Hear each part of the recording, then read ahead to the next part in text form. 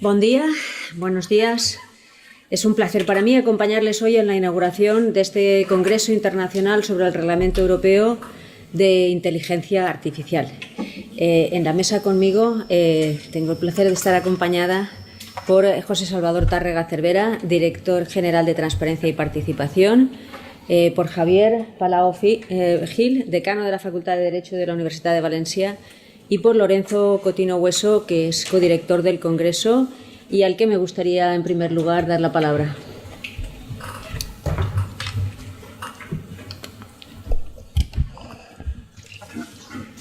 Querida vicerrectora, decano, director general y sobre todo pues a todos los profesores y expertos que han venido a este congreso, muchísimas gracias, y particularmente pues a los que han venido de lejos, y cuanto más lejos pues mayor agradecimiento. En primer lugar, pues debo decir que soy uno de los codirectores con Andrés Boix y con Jorge Castellanos, que lamentablemente por un suceso familiar pues tiene unas complicaciones, aunque ha dejado ya mucho trabajo adelantado. Y bueno, les diré la verdad, cuando ya llevo pues unos 40 o 50 congresos, y cuando a uno le toca el turno de la palabra, pues está pensando en cosas tan triviales como si la cafetera que he traído de casa, porque es imposible pagar un café, o estas cuestiones, y entonces le cuesta más concentrarse en lo que es importante. Y en cualquier caso, pues como digo, son ya muchos los congresos que organizamos, y muchos de temas digitales, y en los últimos 8 o 10 años sobre inteligencia artificial.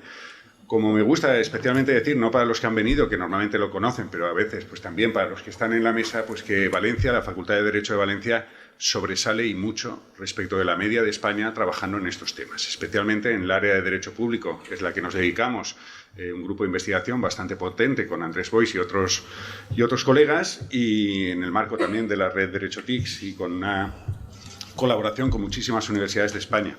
Esto pues realmente, ayer le comentaba pues a buenos colegas de fuera que había que recibir como se merecían, pues que uno se arrepiente siempre de organizar un nuevo congreso, pero luego vuelve una vez más, después de haberse prometido no volverlo a hacer, vuelve, porque precisamente el ver que hay especialistas de tan alto nivel, tanto para hablar como para compartir conocimiento, pues es realmente interesante. Este congreso surge, hay que mencionarlo, porque en verano pues tuvimos Pérez-Simó y yo la idea de lanzar un tratado sobre el futuro reglamento de inteligencia artificial, y le agradezco pues a Pere el pincharme para lanzar adelante este proyecto con más de 25 autores seleccionados entre los mejores que hay en español. Va a ser la obra de referencia, primero en español y pronto también en inglés, pero primero lo que hace falta es que se apruebe el reglamento, y en cuanto se apruebe ya estamos todos agazapados y preparados con nuestros estudios para ver la versión definitiva, que hay pues no poca incertidumbre en cómo quedarán algunos aspectos. Y gracias a un proyecto del Ministerio que lidera Andrés Boix sobre prueba de concepto, por eso el subtítulo se explica mayor, las obligaciones de registro y transparencia algorítmica, que es una parte de este congreso, pues teníamos las posibilidades de invitar a esos autores y también a algunos ponentes internacionales que van a encabezar este congreso. Agradezco también pues al director de Transparencia y de muchas otras cosas más de la Generalitat Valenciana, porque sucediendo a su antecesor pues tiene mucho interés en este tema de la transparencia de los algoritmos, siendo que tenemos la primera ley en Europa que obliga a los registros públicos de algoritmos, y pues he podido coordinar pues un estudio para señalar cómo podría implantarse esas obligaciones. No me quiero extender, afortunadamente son muchos los éxitos y los resultados. Creo que en los últimos 12 meses hemos presentado 5 libros coordinados sobre materia de algoritmos, transparencia, derechos, y como digo, pues es muy difícil en España ver algún otro grupo de investigación que lleve un ritmo o a ese nivel académico en estas materias. Afortunadamente, pues participamos en convenio de derechos digitales con Red.es, muy probablemente pues una cátedra de la Secretaría de Estado y otras subvenciones, y lo cierto es que a veces cuando nos conceden estas subvenciones pues es un reconocimiento, pero las dificultades que luego tiene de gestionar todo esto sin apoyo administrativo realmente le hacen a uno, igual que montar estos congresos, preguntarse por qué lo hace. Pero bueno, seguiremos allí. Yo creo que quienes conceden estos proyectos saben que siempre hay personas dispuestas a hacer las cosas aunque no tengan mucha explicación, y eso es parte de la universidad, ¿verdad? La parte de que esto es una vocación. Es una vocación en la que además pues, tenemos la suerte de que nos paguen. Con lo cual, pues es un placer y muchísimas gracias a todos los que he señalado y gracias, vicerrectora, por la presentación.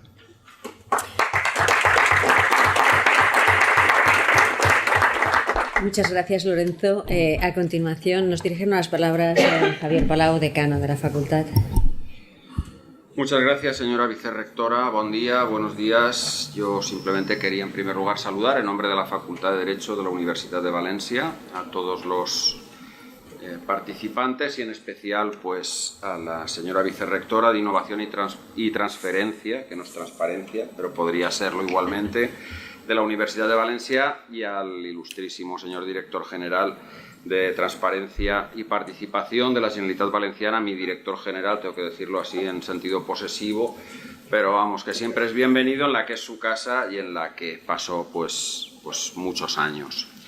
Bien, yo en primer lugar, y en esto Lorenzo pues ya yo creo que me lo has chafado un poco, también quería añadir el agradecimiento a los coorganizadores del Congreso, al profesor Andrés Boix, al profesor Castellanos, que es perejil de todas las salsas últimamente, y por supuesto al profesor Lorenzo Cotino, que también últimamente pues lo tenemos organizando en la casa cosas habitualmente. Yo quería insistir en ese papel, digamos, líder que tiene la Facultad de Derecho de la Universidad de Valencia en las materias relacionadas con inteligencia artificial. Está aquí el profesor Lorenzo Cotino, el profesor Andrés Boix, el profesor Castellanos, el profesor Marimón, el profesor Ricard Martínez, la gente del Departamento de Derecho Civil, como puede ser Concha Saiz o como puede ser Mariola Mas. Hay un grupo de gente pues, que no se ha arredrado, como ninguno de ustedes, ante cuestiones técnicas. A los juristas los números y las cuestiones técnicas siempre nos dan pavor, ¿no? Y entonces aquel que da un paso, aquella que da un paso y se adentra en estas materias, pues evidentemente hay que reconocerle ese valor. Cuando una facultad pues, se mantiene en lo más alto de los rankings habitualmente, pues es gracias al denuedo y al esfuerzo de ese profesorado, que además organiza congresos. Lorenzo, lo de la cafetería lo podíamos haber hablado desde el decanato y haberlo resuelto de una manera menos drástica o menos sangrienta. Bien, yo creo que en ello también hay una preocupación por lo que es la regulación de la inteligencia artificial, porque uno últimamente ve que desde los sectores más ultraliberales de nuestro mundo pues se reclama que no haya una regulación de la inteligencia artificial, ¿no? Y que sean los mercados o que sea la propia actividad la que acabe autorregulándose. Yo creo que eso es el mejor camino para la extinción de la especie y para que, en fin, prospere el mundo de los economistas, que es el que acaba arrasando con el planeta.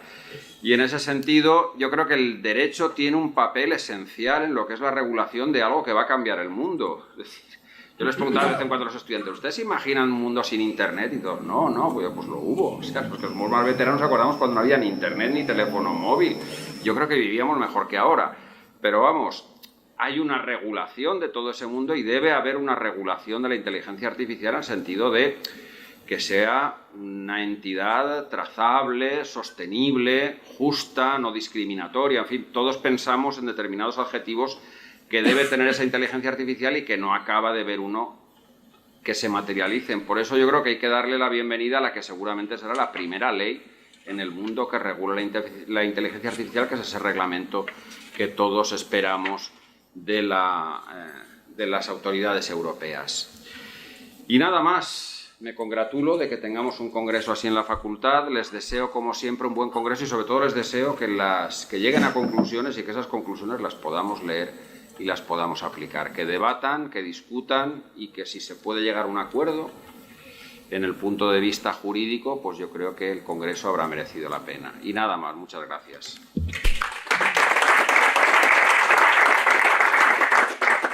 Muchas gracias, Javier. Tengo el gusto de dar la palabra al ilustrísimo señor José Tárraga, cuando quieras. Bueno, buenos días. La verdad que es un honor para mí estar aquí. Yo siempre digo que la Facultad de Derecho es mi casa. Además, esta Facultad de Derecho de Valencia. Y lo llevo a gala, ¿no? Que soy de la Universidad de Valencia, estudié general. Que eso además marca.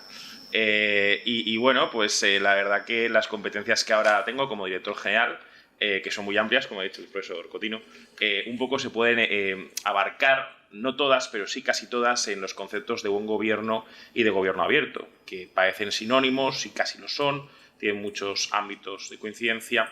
Desde luego tiene un origen distinto.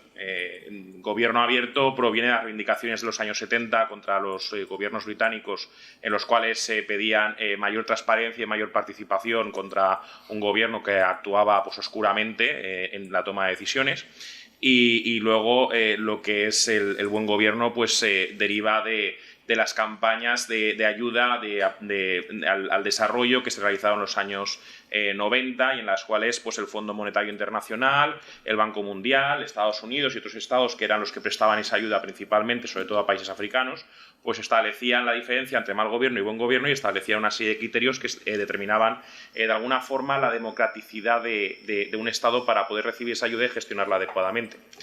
Entonces, al final, esos dos conceptos, que son prácticamente los que configuran transparencia, participación, integridad, son básicamente calidad democrática, que también es muy importante, ¿no? En la evaluación al final de la situación de cómo se encuentra cada Estado, son los que determinan un poco, digamos, toda esta filosofía que nos ha inundado y que evidentemente hasta hace muy poco no se tenía en cuenta, porque recordad, por ejemplo, que la Constitución española, cuando reconoce el derecho a la participación de los ciudadanos, en el artículo 23 lo hace de una forma muy somera. Parece que solamente está defendiendo pues el derecho a votar, ¿no? y en su caso el derecho a presentar iniciativas legislativas, que es muy importante, pero no reconoce otro tipo de participación de otros agentes, ¿no?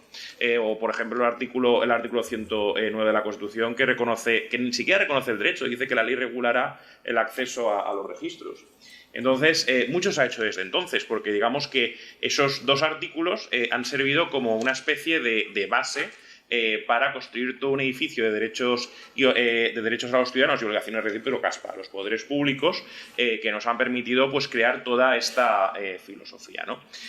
También el propio Tratado de la Unión Europea, precisamente con el principio de acceso que establece en su artículo 1, nos ha también obligado a seguir adelante, y todas las directivas que se han realizado en el tema, a veces sectarias y fragmentarias, pero que de alguna forma iban hacia una filosofía que ha ido inundándolo todo y que además a nivel autonómico pues ha tenido un desarrollo muy importante, porque nosotros ya cuando modificamos el Estatuto de Autonomía ya introducimos derechos a los ciudadanos de transparencia y participación y obligaciones que no existían y que tampoco nos obligaba la Constitución, y que evidentemente pues Europa sí nos obligaba, pero no de una forma clara y evidente.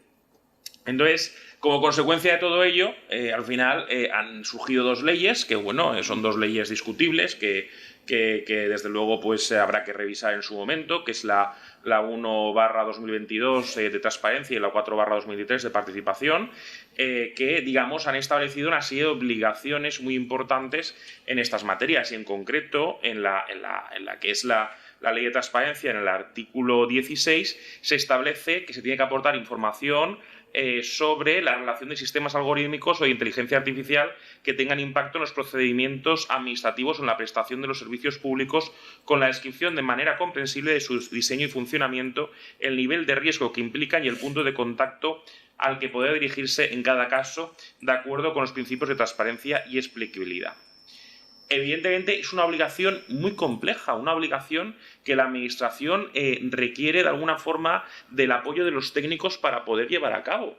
Y por eso la Administración pública ha realizado un convenio con esta universidad para que le ayude a poder aplicar esta obligación, que es muy importante porque al fin y al cabo en las decisiones automatizadas de la Administración nos jugamos mucho.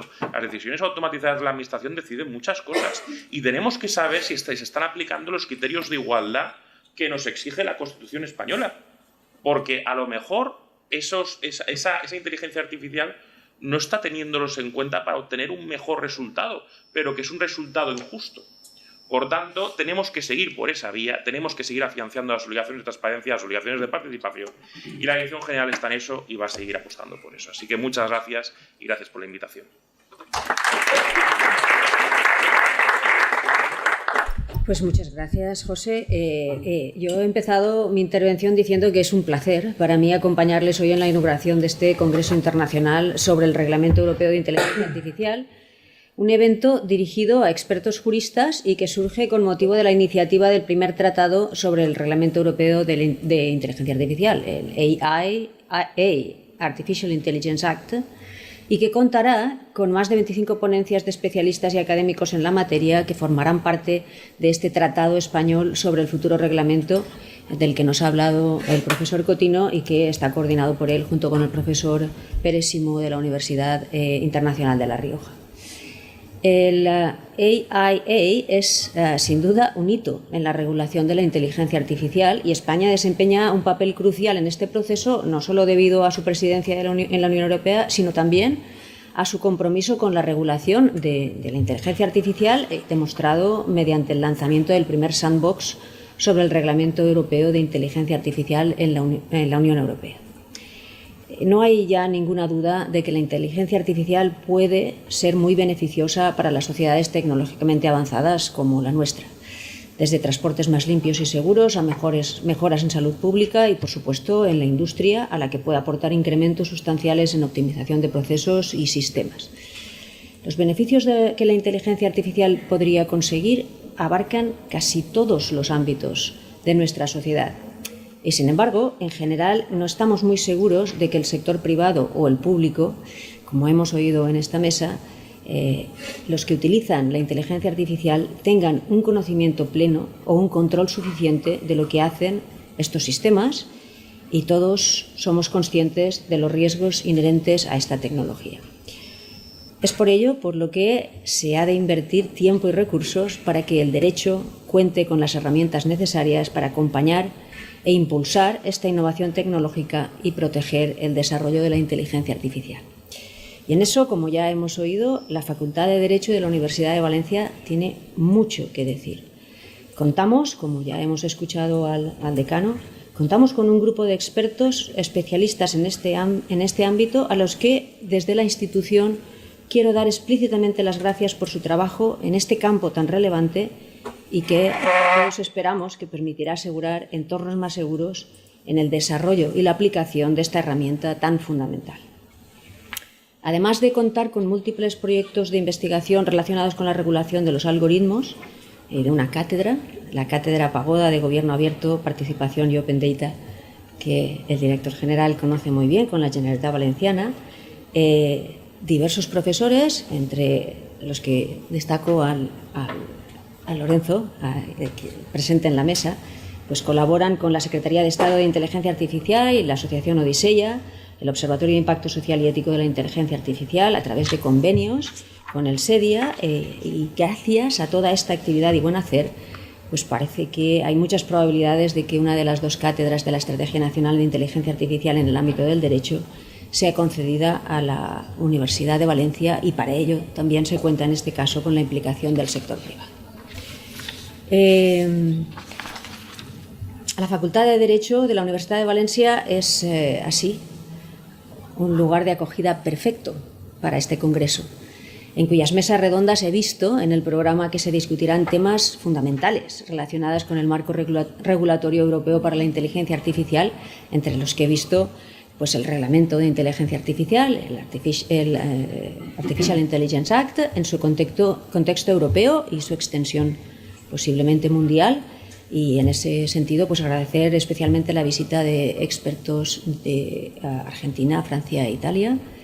También el alcance del AIA a nivel territorial, junto con la discusión de aquellas tecnologías que quedarán sujetas a este reglamento, las obligaciones y los requisitos de los sistemas de alto riesgo, tanto en su lanzamiento y funcionamiento como en el seguimiento de sus actividades, o el cumplimiento de los reglamentos en distintos estados, por mencionar algunos de los que me he encontrado nada más mirar el programa. Una vez aprobado el AIA, será el primer conjunto de leyes sobre inteligencia artificial a nivel mundial. Todos los temas que serán abordados en este congreso son un reflejo de la amplitud y la profundidad de la regulación propuesta, y también del compromiso de la Unión Europea y de sus instituciones en abordar los desafíos éticos, técnicos y legales asociados con la inteligencia artificial y su desarrollo.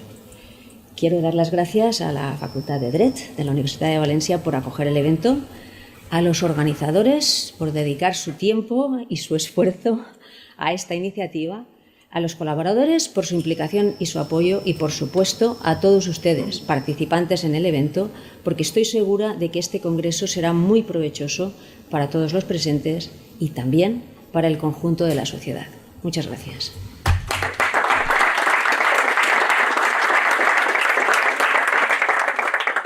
Con esto damos por inaugurado el congreso y se pueden poner a trabajar. Muchísimas gracias. Sin solución de continuidad, pues ahora los primeros ponentes pues ya iniciaremos la mesa.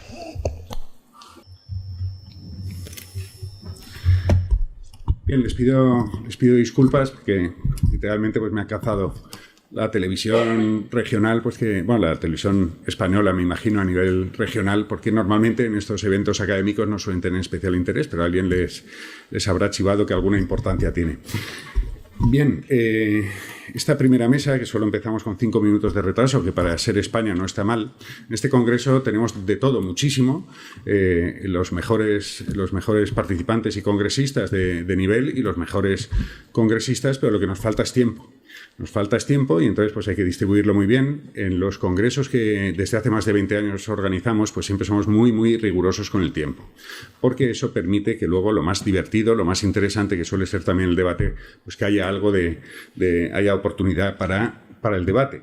Por eso, pues no voy a extender ya en la presentación, pero sí renuevo el agradecimiento especialmente a los miembros de esta mesa, porque han venido especialmente de lejos.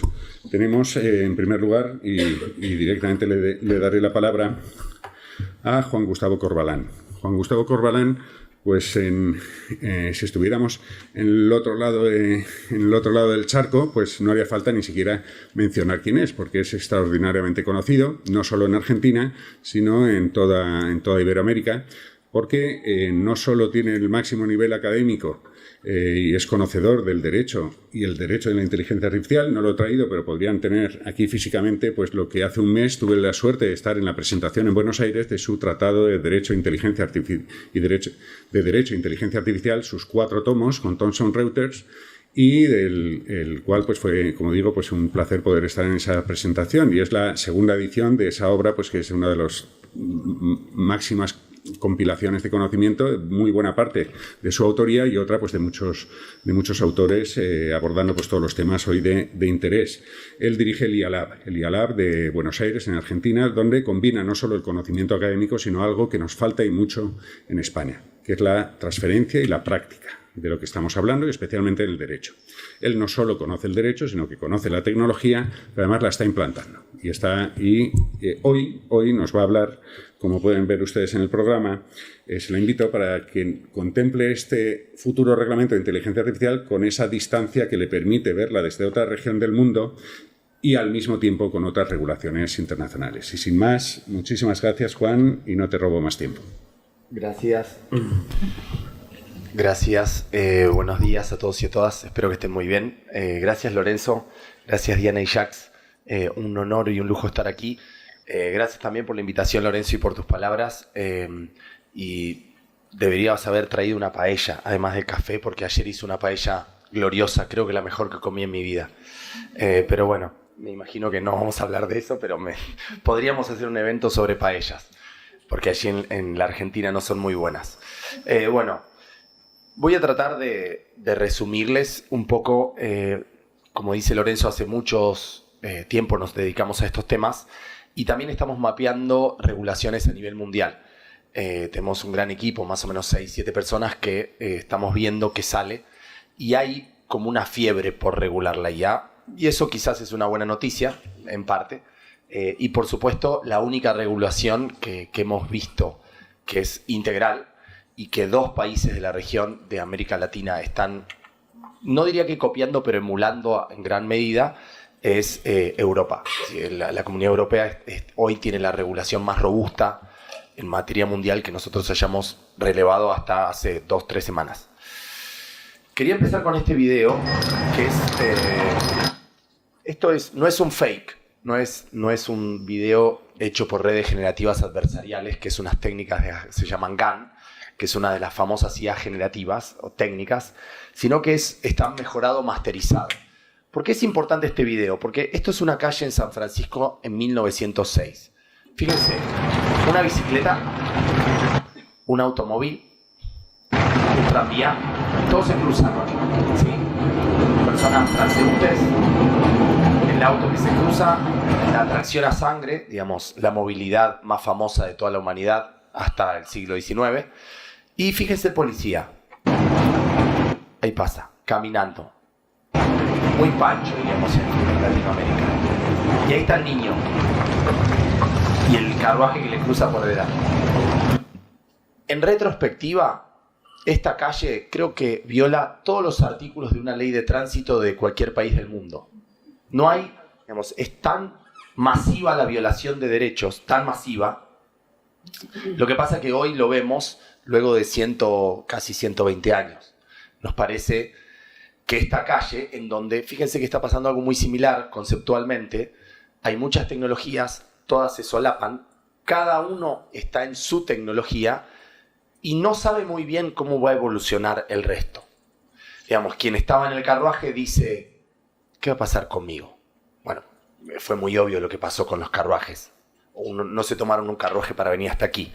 Sin embargo, la bicicleta, que parecía que quizás iba a desaparecer, fue resignificada en el siglo XXI a través de las bicisendas y las ciudades inteligentes. Y el tranvía ya no está arriba, está algo parecido abajo. Esto nos deja 2 o 3 enseñanzas. Primero, en retrospectiva, solemos alarmarnos de lo que pasa con las tecnologías. Hoy, si vemos documentales de Netflix respecto de lo que pasó en Internet, en los primeros años de Internet, no podemos creer lo que pasaba. Sigue pasando, pero pasaba a gran escala. Segunda enseñanza, no sabemos muy bien cómo van a evolucionar las tecnologías. Suele ser paradójico y a veces asimétrico. Esa es una palabra muy importante. Porque conviven entre sí y las realidades, esto pasa mucho en Latinoamérica, se convive mucho con realidades muy asimétricas en materia de desarrollo tecnológico. Entonces es muy difícil que la nueva tecnología sea vista o bien o como progreso o sea vista como algo beneficioso o si no, como pasó con la ley de bandera roja en Europa, es prohibida por la regulación o regulada, sobreregulada y sobre esa base muchas personas dicen no mates a la tecnología. Es lo que decían los dueños de los fabricantes de autos con una ley que se llamaba ley de bandera roja que hacía que una persona tuviese que estar moviendo una bandera delante del vehículo para que el vehículo no pueda ir a más de 8 kilómetros por hora. Durante 30 años rigió esta ley, ¿sí? Y es obvio que hoy sería totalmente contraintuitiva esta ley, ¿sí? Que se desarrolló en Londres. Dicho esto, digo, por eso es muy importante entender esto en términos retrospectivos, porque no es la primera vez que no sabemos cómo regular muy bien una tecnología y a su vez no es la primera vez que muchas personas van a decir está sobreregulada la tecnología o está poco regulada. Es decir, esas tensiones son las que están viviendo hoy los países a nivel internacional. Nosotros, esto salió en la OCDE, más o menos ahí, en ese momento, ya ahora hay muchas más, había 366 regulaciones emergentes de diferentes categorías, algunas iniciativas del sector privado, otras de la sociedad civil, otras de los gobiernos. Nosotros hicimos un cuadro comparativo, sí, que está en el tratado, pero también lo tenemos disponible, de principios éticos. Porque la UNESCO hace poco tiempo, hace un par de años, nosotros participamos en la elaboración de las recomendaciones de la UNESCO. La UNESCO fue una de las últimas, pero en general, hoy en día, lo hemos hablado con Lorenzo, a quien reconozco, y es verdad que Valencia y el equipo de Lorenzo y otros profesores de lo que conocemos de España es lo que está más a la vanguardia, y específicamente en derecho público, y ya hoy en día no hay un gran debate sobre principios éticos. Si uno quiere saber si en realidad le gusta la neutralidad tecnológica, bueno, en realidad la neutralidad tecnológica la adopta la UNESCO y la adopta Colombia, y también Estados Unidos. Entonces uno puede agarrar una matriz y decir, bueno, ¿con qué me siento más afín? Pero no hay mucho debate sobre ciertos principios éticos. Si ustedes ven todos los que tienen verde, ¿sí? Por ejemplo, transparencia y explicabilidad, no hay ningún organismo ni país que no lo adopte como principio. Después veremos cómo lo concretiza, cuáles son los estándares, cuáles son las reglas. Entonces me parece que la discusión sobre cuáles son los principios éticos como que ya está empezando a evolucionar y ya hay un consenso sobre una serie de principios éticos y ahora ya el desafío y las cuestiones van más anudadas a cuestiones de normas, regulación más concreta, derecho positivo. Nosotros hicimos un libro que recopila algunas legislaciones mundiales, ahí está el QR, es un libro gratuito, para por lo menos hacer una especie de óptica a nivel internacional, y obviamente acá en el tratado abordamos más cuestiones. Yo traje acá pinceladas, por una cuestión de tiempo, pinceladas de lo que está pasando en América, ¿sí? Chile tiene un proyecto de ley, Brasil tiene un proyecto de ley del 2023, Biden no es un proyecto de ley, pero Biden acaba de, hace poquito, lanzar una orden ejecutiva monumental en donde le da instrucciones a todas las agencias estadounidenses con un montón de cosas. Yo recomiendo mucho leer la orden ejecutiva de Biden, sí, que salió ahora en octubre. Argentina sacó, no tiene un proyecto de ley robusto Argentina, sino que sacó unas recomendaciones para una IA fiable, que es soft law, en el ámbito del sector público, muy larga, de las más largas de Latinoamérica. Perú tiene un proyecto de ley y Estados Unidos tiene un proyecto de ley en California y una ley 144 en Nueva York, que creo que son relevantes porque de alguna medida regulan la IA. Y Canadá tiene un proyecto de ley de fines del 2022 y Colombia el 2023. Como pueden ver, todos los proyectos de ley son muy recientes, ¿sí? En América. Muy recientes, y Europa ya tiene una discusión que viene dándose, creo que desde las primeras recomendaciones de 2016, ¿sí? Del Parlamento Europeo. Highlights, ¿sí?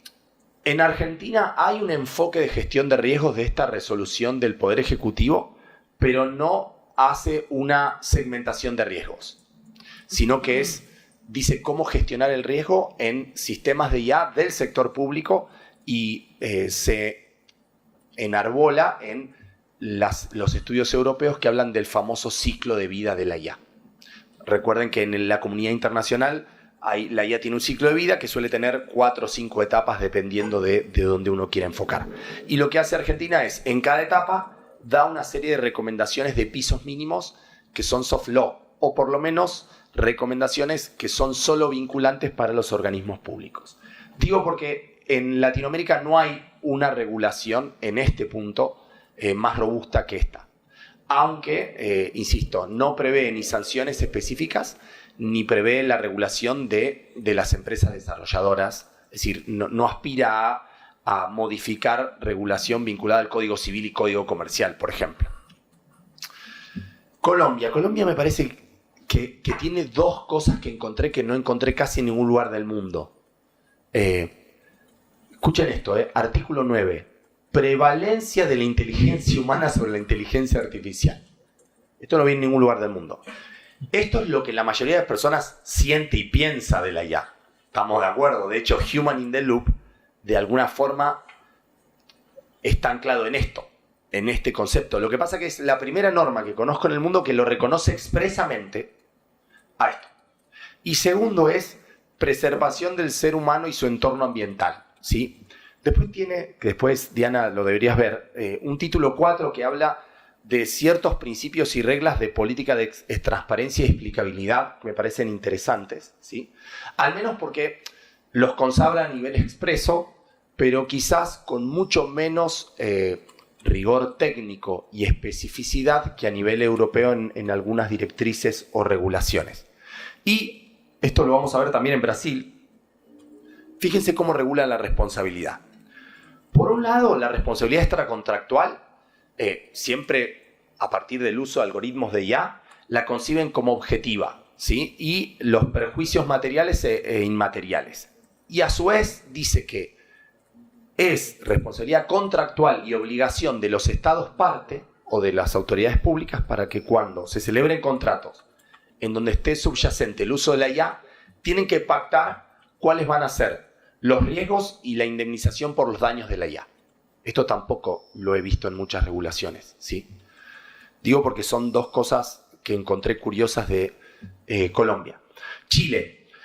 Chile es una de las regulaciones, proyectos de ley que siguen a Europa, ¿sí? En mi opinión, ni la de Brasil ni la de Chile, aunque la de Brasil un poco más, perdón que lo diga en estos términos, son una copia, es un copy-paste un poquito incorrecto, que están haciendo de Europa, ¿sí? Pero bueno, es una consideración personal.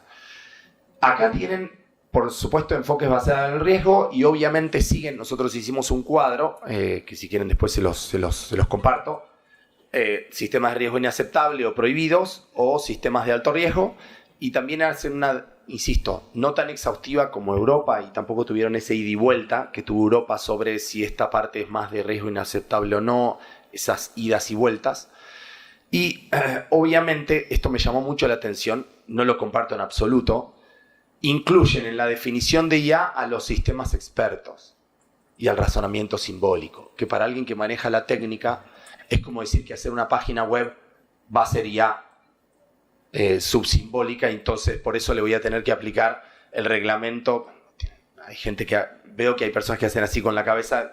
Esto es un absurdo. Es evidente que acá no tienen un asesoramiento técnico, porque está claro que un sistema experto, para los que no están familiarizados con el software, son reglas simbólicas en donde el programador todo el tiempo explícitamente le dice al software una serie de secuencias de if. Dado algo, debe ser algo.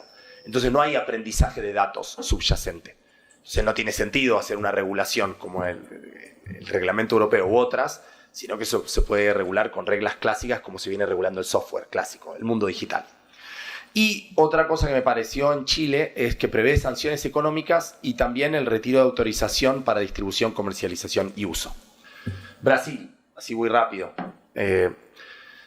Brasil sí tiene, a diferencia de casi todos los países de la región americana, una enumeración de los nuevos derechos, que podríamos decir nuevos derechos. Por ejemplo, el derecho a una explicación sobre la decisión, el derecho a impugnar decisiones o predicciones de IA. Si bien ustedes estos están muy familiarizados, en Latinoamérica no hay una norma que enumere derechos, ¿sí? en cuestiones de esto. Y también hace sistemas de prohibidos y de alto riesgo. Fíjense la diferencia. Voy a hacer al final una consideración sobre esto, porque tenemos muchos desarrollos de software en materia de justicia. Fíjense que acá, en vez de hacer como Europa, que habla de ciertos, algunos, no todos los sistemas de IA en justicia, Brasil, por eso digo que es una copia deficiente, dice administración de justicia, punto. Es decir, un chatbot de orientación en la justicia sería de alto riesgo. No requiere mucha explicación, en relación a lo absurdo que esto sería. ¿Sí? Y obviamente, fíjense acá, en materia de responsabilidad, sí, tienen una obligación de reparación integral independiente del grado de autonomía del sistema, y para alto riesgo o riesgo excesivo, el proveedor responde objetivamente, esto igual que en Colombia, en la medida de su participación del daño. Esto no dice Colombia. Pero en los otros sistemas de IA no se presume la culpa del causante del daño y se aplica la inversión de la carga de la prueba a favor de la víctima, en los que serían sistemas que no son de alto riesgo. ¿Sí? Perú es algo, exótico. Tiene solo 5 artículos. Dice, me enfoco basado en el riesgo. Esto sería casi inconstitucional en la mayoría de los países de la región. Y le delega al Ejecutivo, la elaboración de la regulación. Esto sería, en Argentina se llaman decretos delegados, y esto tiene que darse una serie de condiciones constitucionales que no me parece que sea el caso. Pero bueno, Perú tiene un sistema especial. Nosotros hemos trabajado con la Corte Peruana para hacerles un algoritmo y su sistema jurídico es un poco diferente en algunos aspectos. Fíjense Canadá. Canadá me parece un caso muy exótico. Primero, habla de sistemas de alto impacto como asimilables a lo que ustedes llamarían riesgo alto, ¿sí? Lo que llaman de alto impacto. Y hablan de incidencia elevada. Y ahí no hacen, a diferencia de Europa, por eso que yo digo que la regulación de Canadá, les invito a leerla, son más o menos 150 páginas el proyecto, pero es muy interesante. Creo que es uno de los más interesantes del mundo, porque tiene un enfoque híbrido, está a mitad de camino entre los americanos y los europeos, y obviamente con una impronta francesa, con lo cual es bastante exótica. Bueno, Canadá obvio que tiene mucha impronta francesa. Y los propósitos de esta regulación es, por un lado, regular el comercio y el comercio de sistemas de IA, ¿sí? Y después, ¿sí? Establece obviamente un sistema de responsabilidad para los sistemas de alto impacto, ¿sí? para identificar, evaluar y mitigar riesgos o resultados. Para terminar, Estados Unidos, a ver, si uno lee la orden ejecutiva de Biden de octubre, ahí vemos claramente la diferencia, no solo cultural, sino de devolución de tecnologías americanas. Está claro que para los americanos la decisión algorítmica ya está arraigada en su cultura. Fíjense que nunca hablan de prohibir / alto riesgo para una decisión algorítmica. No la conciben ni como prohibida ni como de alto riesgo.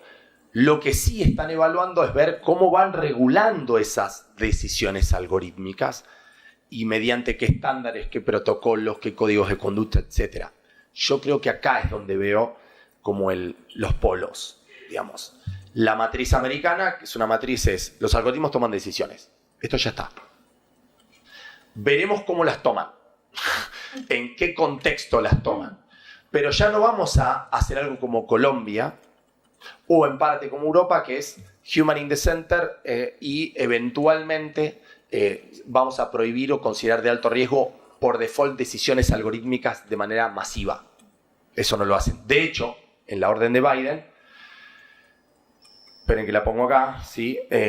Fíjense lo que dice: se disuade a las agencias de imponer prohibiciones o bloqueos generales amplios sobre el uso de la IA generativa. Esto vinculado a la IA generativa, ¿no?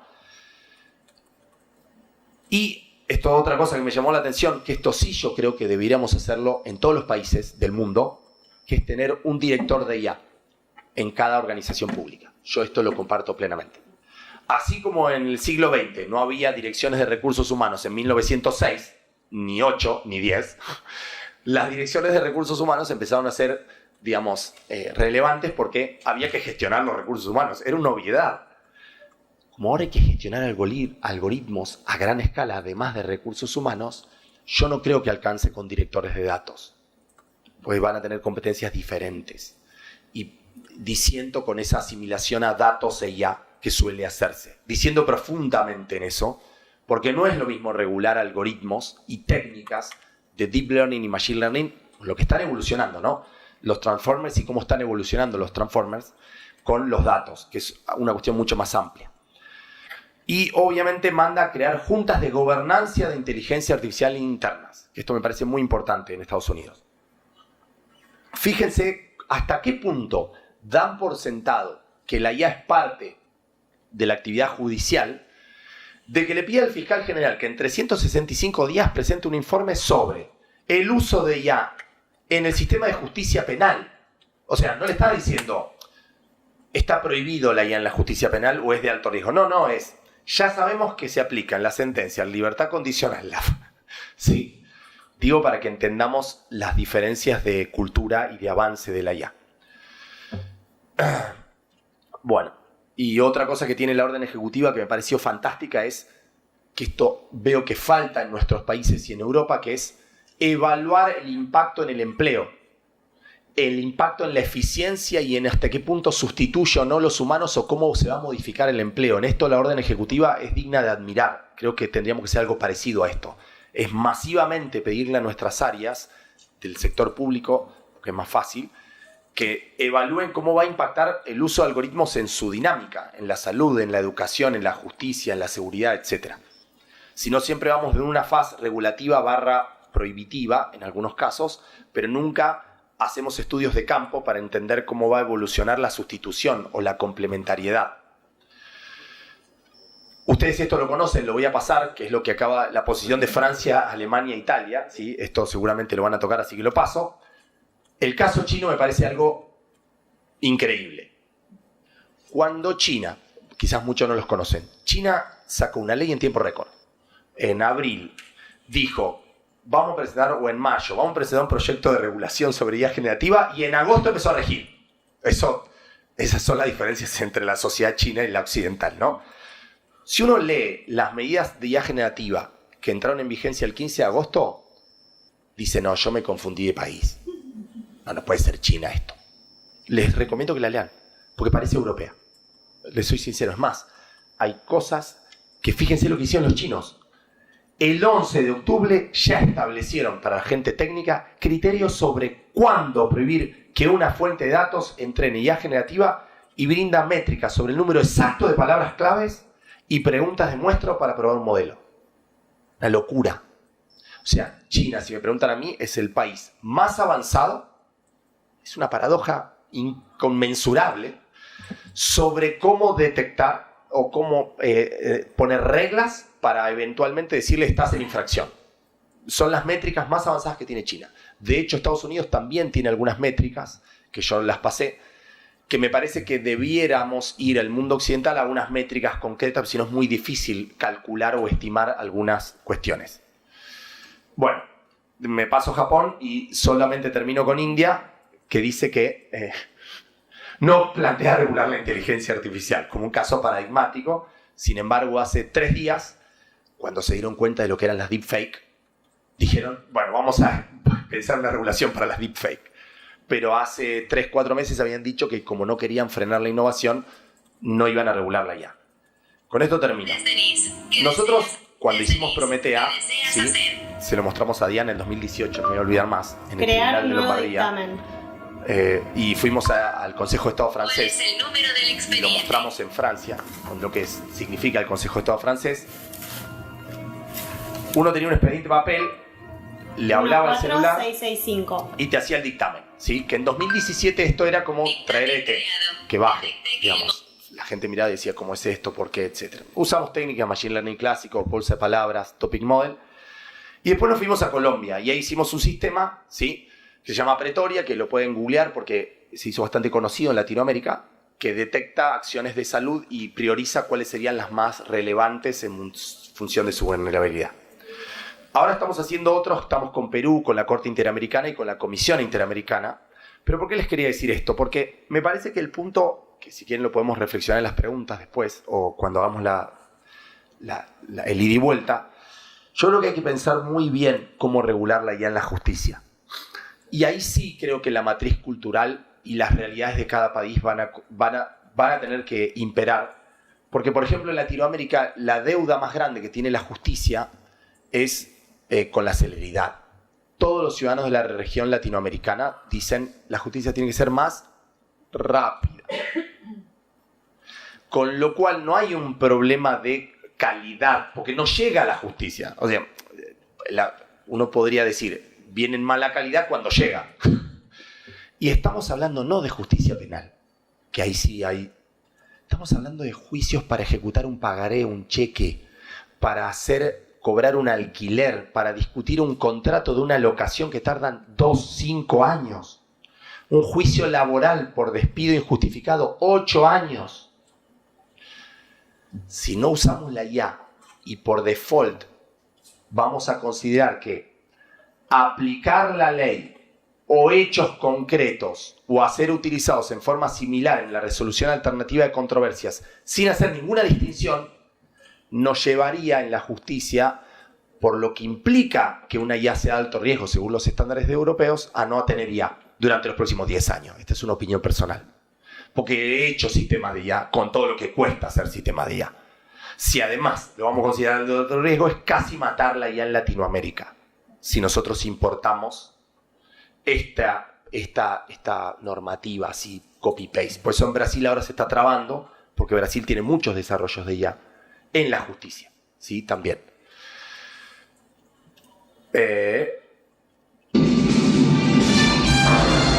Esperen, porque me encanta el DeLorean. Con Diana, con esto termino mi charla, con Diana, y a quien agradezco a Diana y a Jacques, grandes amigos, y un honor estar con ellos aquí. Hablamos de, en Latinoamérica, y suele pasar a ustedes, que muchas personas dicen, el futuro está llegando. Vieron que esa palabra es, el futuro está llegando. Para nosotros, la palabra el futuro llegó, ya quedó vieja.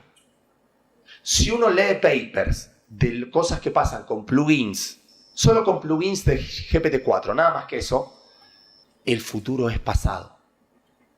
De hecho, ese es como el lema que estamos teniendo ahora en el laboratorio. Lo que a uno le parece futuro, en realidad es pasado. Pues ya es obsoleta esa técnica de IA para hacer tal cosa. Entonces, si la frase el futuro es pasado podría utilizarse, entonces es como estar en el DeLorean. ¿Se acuerdan, no? No sabemos dónde estamos yendo, futuro pasado, así que terminaría así. Gracias por escuchar.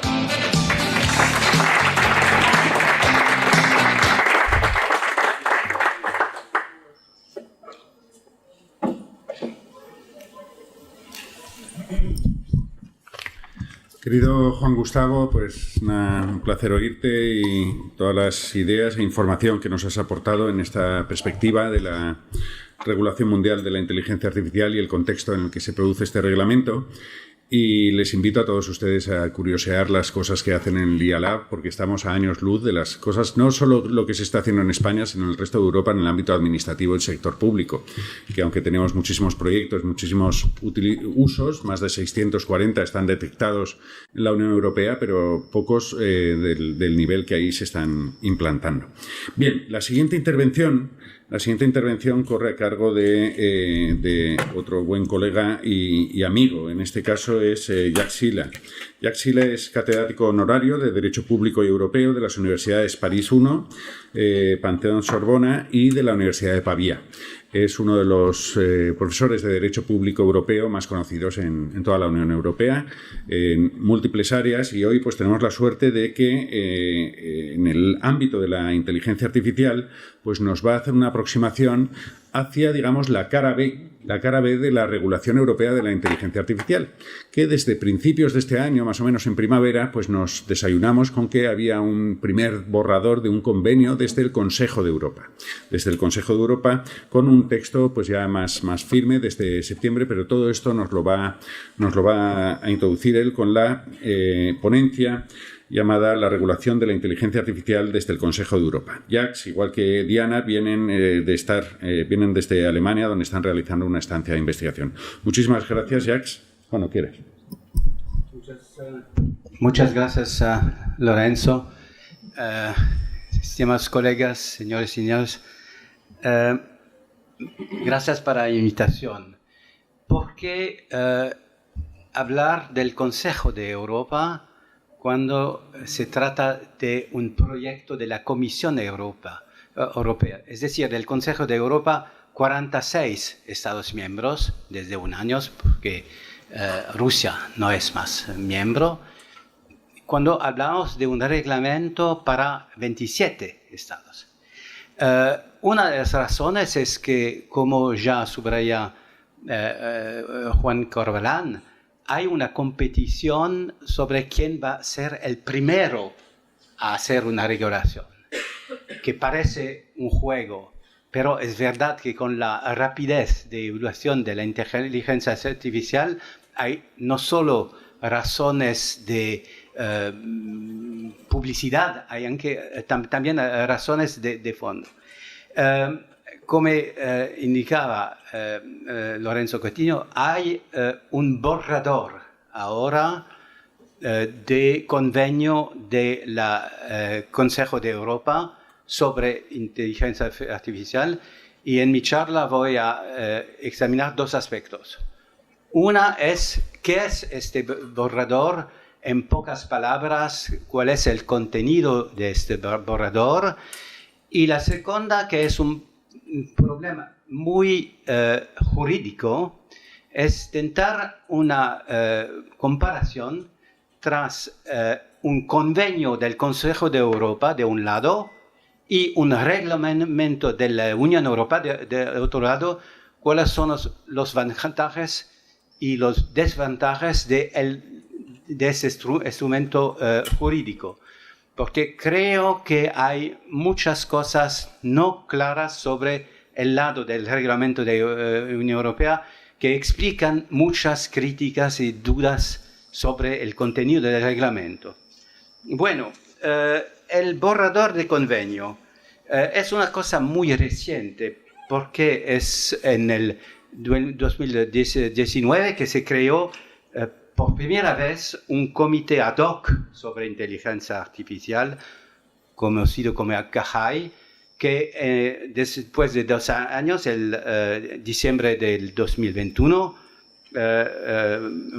produjo un documento final para el Consejo de Ministros del Consejo Europeo. Es decir, en práctica, los embajadores en Estrasburgo de los 46 Estados miembros.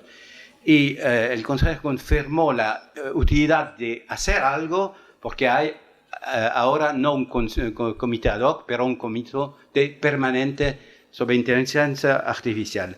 Interesante para mí es que en el comité directivo de este comité hay un diplomático suizo que es también en el oficio de comunicaciones del Ministerio Federal Suizo de Medio Ambiente, Transportes y Comunicaciones.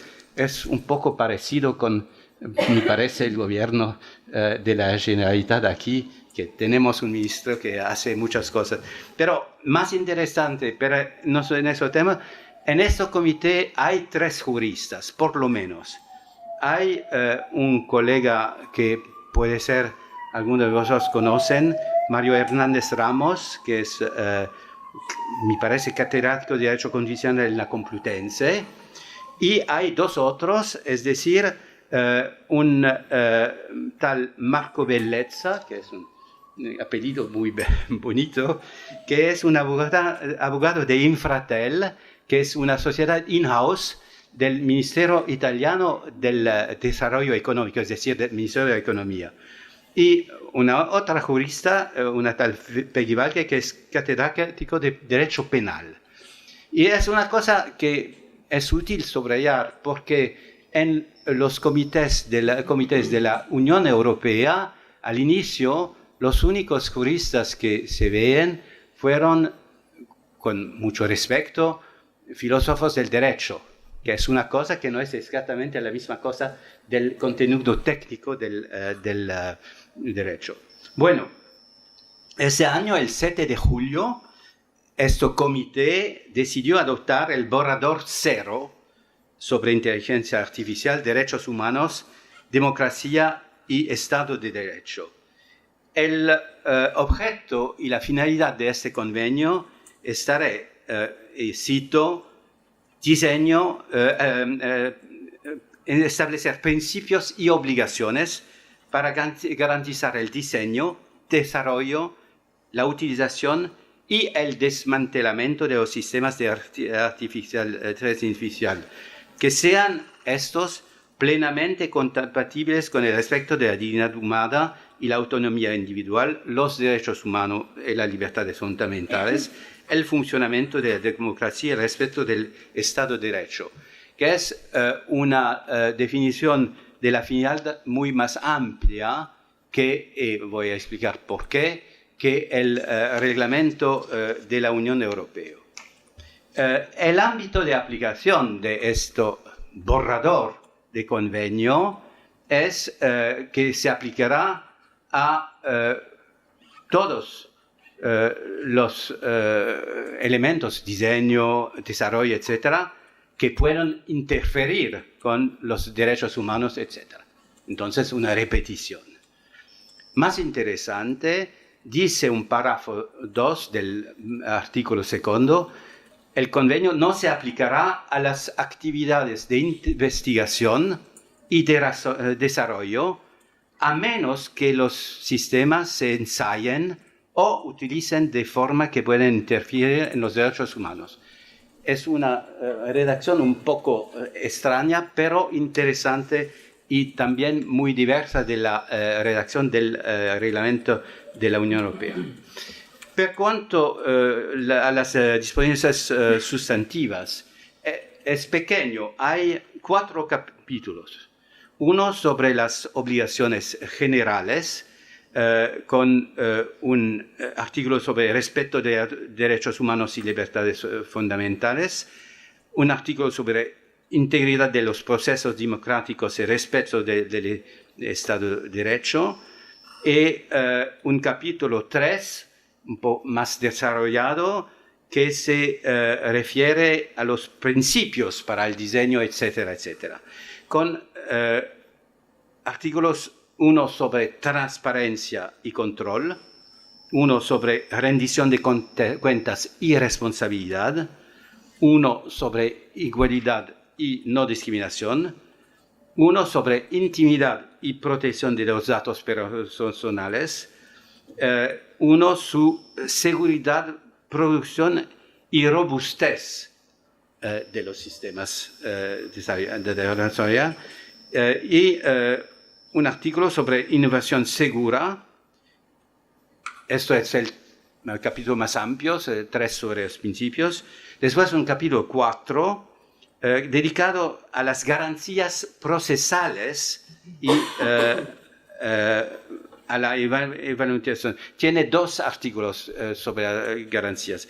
De un lado, un artículo sobre evaluación y mitigación de riesgos e impactos negativos, y uno sobre el marco de gestión e impactos de los sistemas, y un último artículo que me parece muy interesante, no por el contenido, pero por ser en el borrador económico, formación. Es decir, la idea que hay que hacer algo sobre la formación.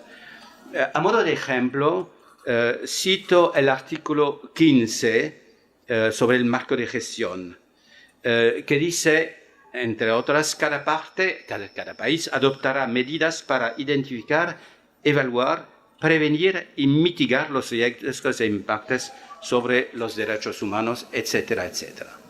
Estas medidas tendrán en cuenta el enfoque basado en el riesgo y hay muchas precisiones sobre esto.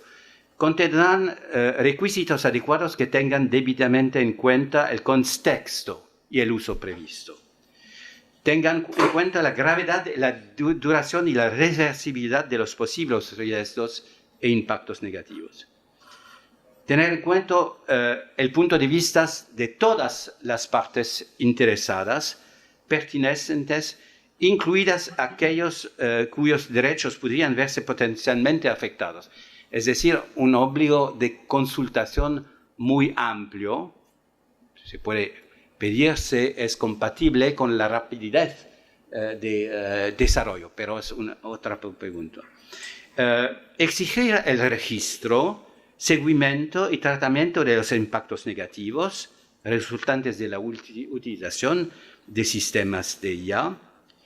Garantir que los procesos de gestión de riesgo e impactos se lleven a cabo de forma interactiva, exigir que los procesos de gestión estén debidamente documentados, exigir en su caso la publicación de información relativa a los esfuerzos para identificar, evaluar, mitigar y prevenir los riesgos negativos, y último, en este artículo sobre gestión, exigir la aplicación de medidas de prevención y mitigación suficientes para los riesgos e impactos negativos identificados, incluido, en su caso, el requisito de sistemas antes de su primer uso. Entonces, ahí, me parece, es el artículo más desarrollado, pero permanece muy abstracto. Después dice el convenio, pero eso es una fórmula normal para convenios del Consejo de Europa, cada parte, es decir, cada país, adoptará las medidas legislativas o de otro tipo que sean necesarias. Bueno, no voy a hacer una comparación sobre el contenido, porque estaré en otro convenio. Mi punto es más decir cuáles son los ventajas de un convenio, este tipo de instrumento del Consejo de Europa, y los desventajas respecto a un reglamento de la Unión Europea. En mi opinión, el texto es una buena ilustración de estas ventajas e inconveniencias. El ventaja esencial de un convenio del Consejo de Europa es que no es supeditada a la existencia de una base jurídica adecuada.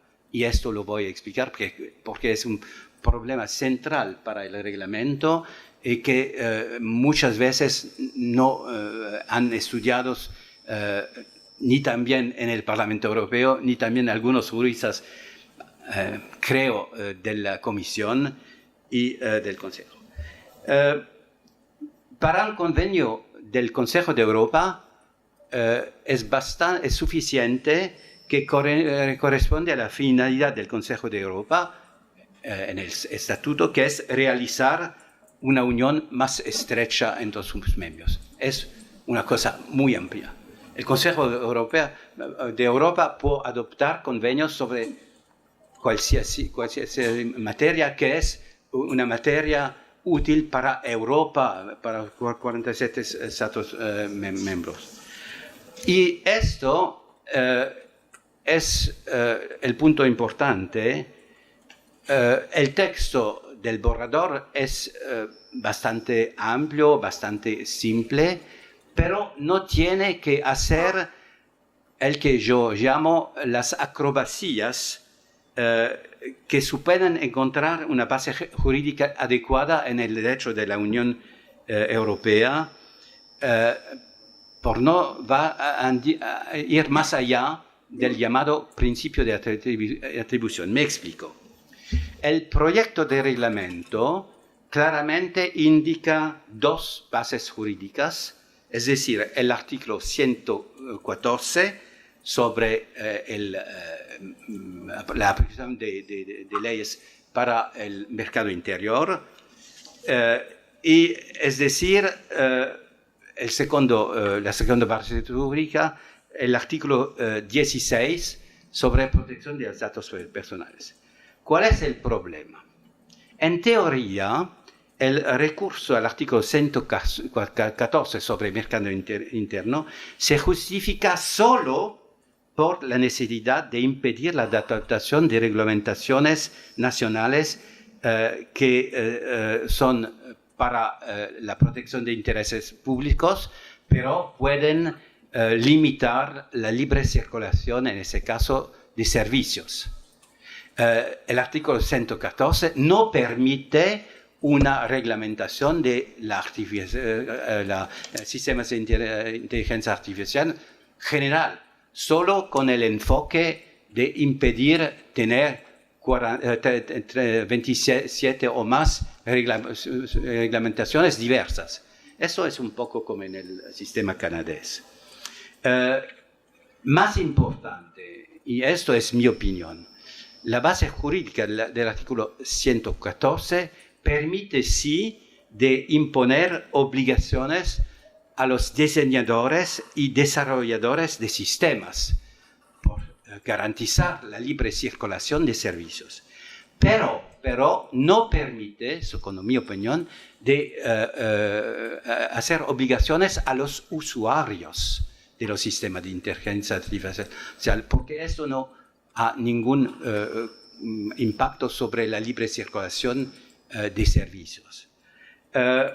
Es diverso con el artículo 16, porque el artículo 16 del Tratado sobre su funcionamiento de la Unión es el artículo sobre protección de datos personales, y esto muy claramente permite imponer obligaciones también a los usuarios. Y creo que es una de las razones mayores por la cual hay un tal enfoque sobre protección de datos en el reglamento, el proyecto de reglamento de la Comisión, porque es el aspecto donde hay menos problemas de justificación de la existencia del reglamento, no en teoría, segundo el derecho de la Unión Europea. Bueno, es complicado, pero yo tenía que subrayarlo. A todos ellos que critican el proyecto de la Comisión por no ser suficientemente amplio en materia de inteligencia artificial y por dar demasiado peso a la protección de datos, basta recordarles este punto. Y hay que subrayar también una cosa. En el texto de los considerandos, que son en el inicio de cada reglamento, directiva, decisión de la Unión Europea, hay la exposición de cuál estará el contenido, los objetivos de la reglamentación. Pero los considerandos no son reglas obligatorias. Y hay discrepancias como muchas veces, tras los considerandos que son, creo, un poco de la publicidad. Dicen, vamos a hacer cosas fantásticas, y después, si se leen los detalles de los artículos, no siempre corresponde. Es una técnica legislativa normal que se explica para la razón de la necesidad de una base jurídica. En el proyecto de convenio, en borrador de convenio de la Consejo de Europa, no hay ese problema. Pero, y concluyo con eso, el problema con un convenio del Consejo de Europa es que es obligatorio solo por los estados que lo aceptan. Y claro, en el proyecto de borrador se dice que el proyecto entrará en vigor después de 5 ratificaciones, 5 sobre 46. ¿Por qué? Porque es una cuestión de velocidad, y es la idea que si tenemos un convenio del Consejo de Europa, también no se aplica a todos los países, puede ser un objeto de comparación útil para subrayar la importancia del Consejo de Europa. Muchas gracias por su atención.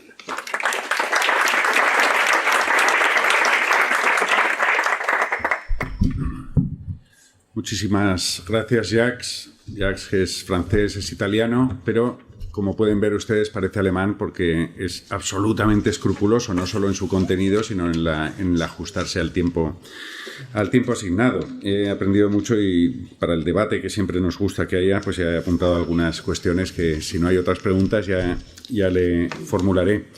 Y le tengo que agradecer, igual que a Diana Galeta, a mi querido Juan Gustavo no, porque compartimos lengua, pero el esfuerzo que supone el cambiar de lengua y, como pueden ver ustedes, pues la forma envidiable que tiene de expresarse, que también nos gustaría a muchos de nosotros poder expresarnos así en nuestra propia lengua. Bien, la siguiente intervención corre a cargo de Diana Galeta. Diana Galeta es catedrática de Derecho Administrativo y Europeo, directora del CERIDAP de la Università degli Studi de Milano, la Universidad de Milán, y vieja amiga también de esta universidad, porque por suerte pues también ha tenido la ocasión de venir en algunas y nos une, pues no solo que, curiosamente, pues el mundo es un pañuelo, y tanto Juan Gustavo como Diana ya compartían trabajos académicos e intereses por su parte, pero desde aquí nos une un amigo común, que es nuestro querido catedrático de la Universidad de Constance, Martin Nibler, con quien hemos compartido muchos años, también muchos congresos, y ella es especialista en Derecho Administrativo, como he señalado, Derecho Europeo, pero sobre todo con una especialización en el ámbito digital y en los últimos años también de inteligencia artificial. De hecho, pues ha participado en algunos de los últimos libros que se han publicado desde aquí, desde la Universidad de Valencia. Ella nos va a hablar hoy de un tema que retomará mañana también Andrés Boy. Lo que pasa es encajar los programas a veces siempre un poco complejo, y nos va a hablar sobre el reglamento de inteligencia artificial en el ámbito más concreto del sector público y la transparencia en Europa, que, como les he adelantado, pues es uno de los subtemas específicos de este reglamento. Muchísimas gracias, Diana, y cuando quieras.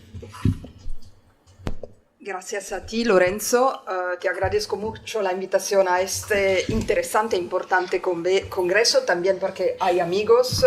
Con Juan Gustavo Corvalán hemos publicado hace quelques años una publicación junta sobre el tema de la Administración 4.0, con la idea de ver un poco cómo la TIC se podría relacionar con la administración pública. Ahora todo esto es traspasado, no es pasado, pero es traspasado, como lo decía Juan Corvalán.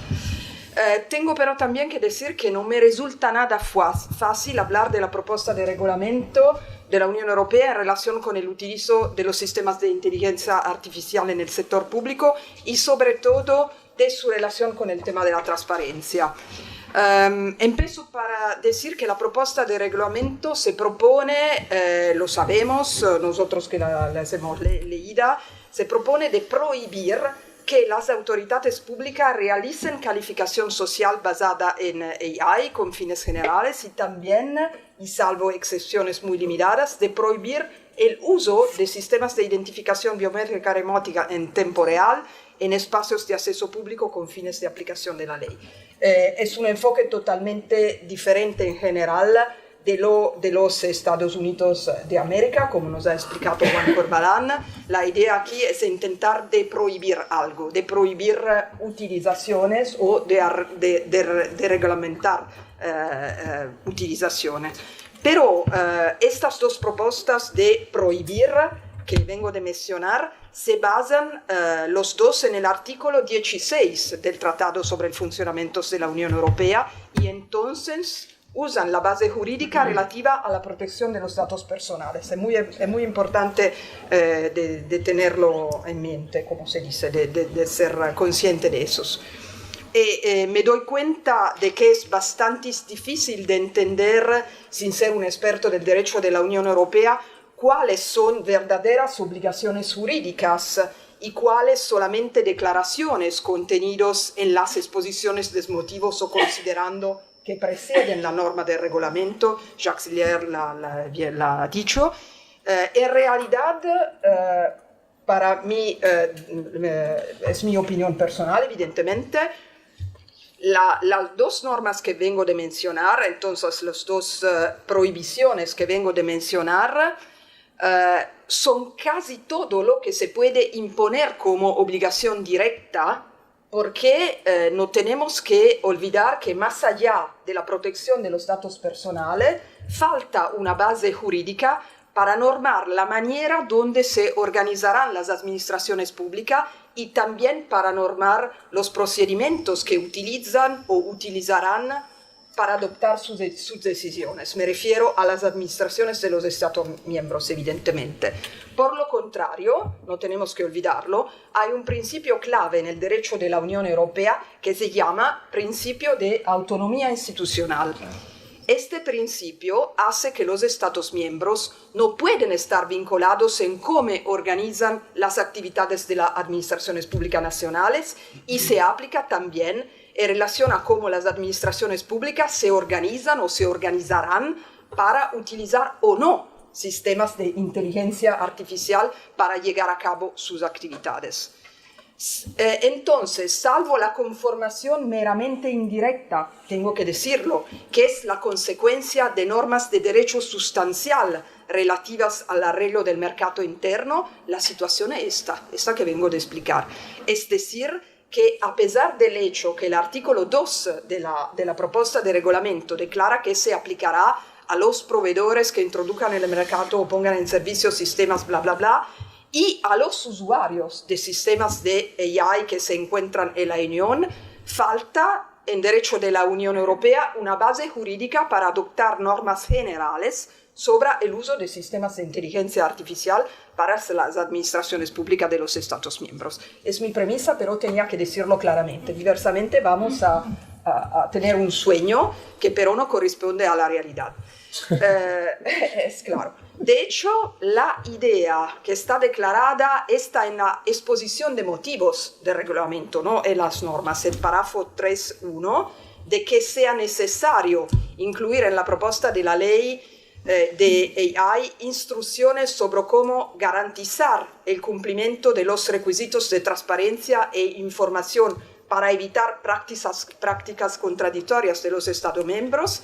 Se refiere, de hecho, a las prácticas contradictorias que podrían afectar al mercado único, nada más.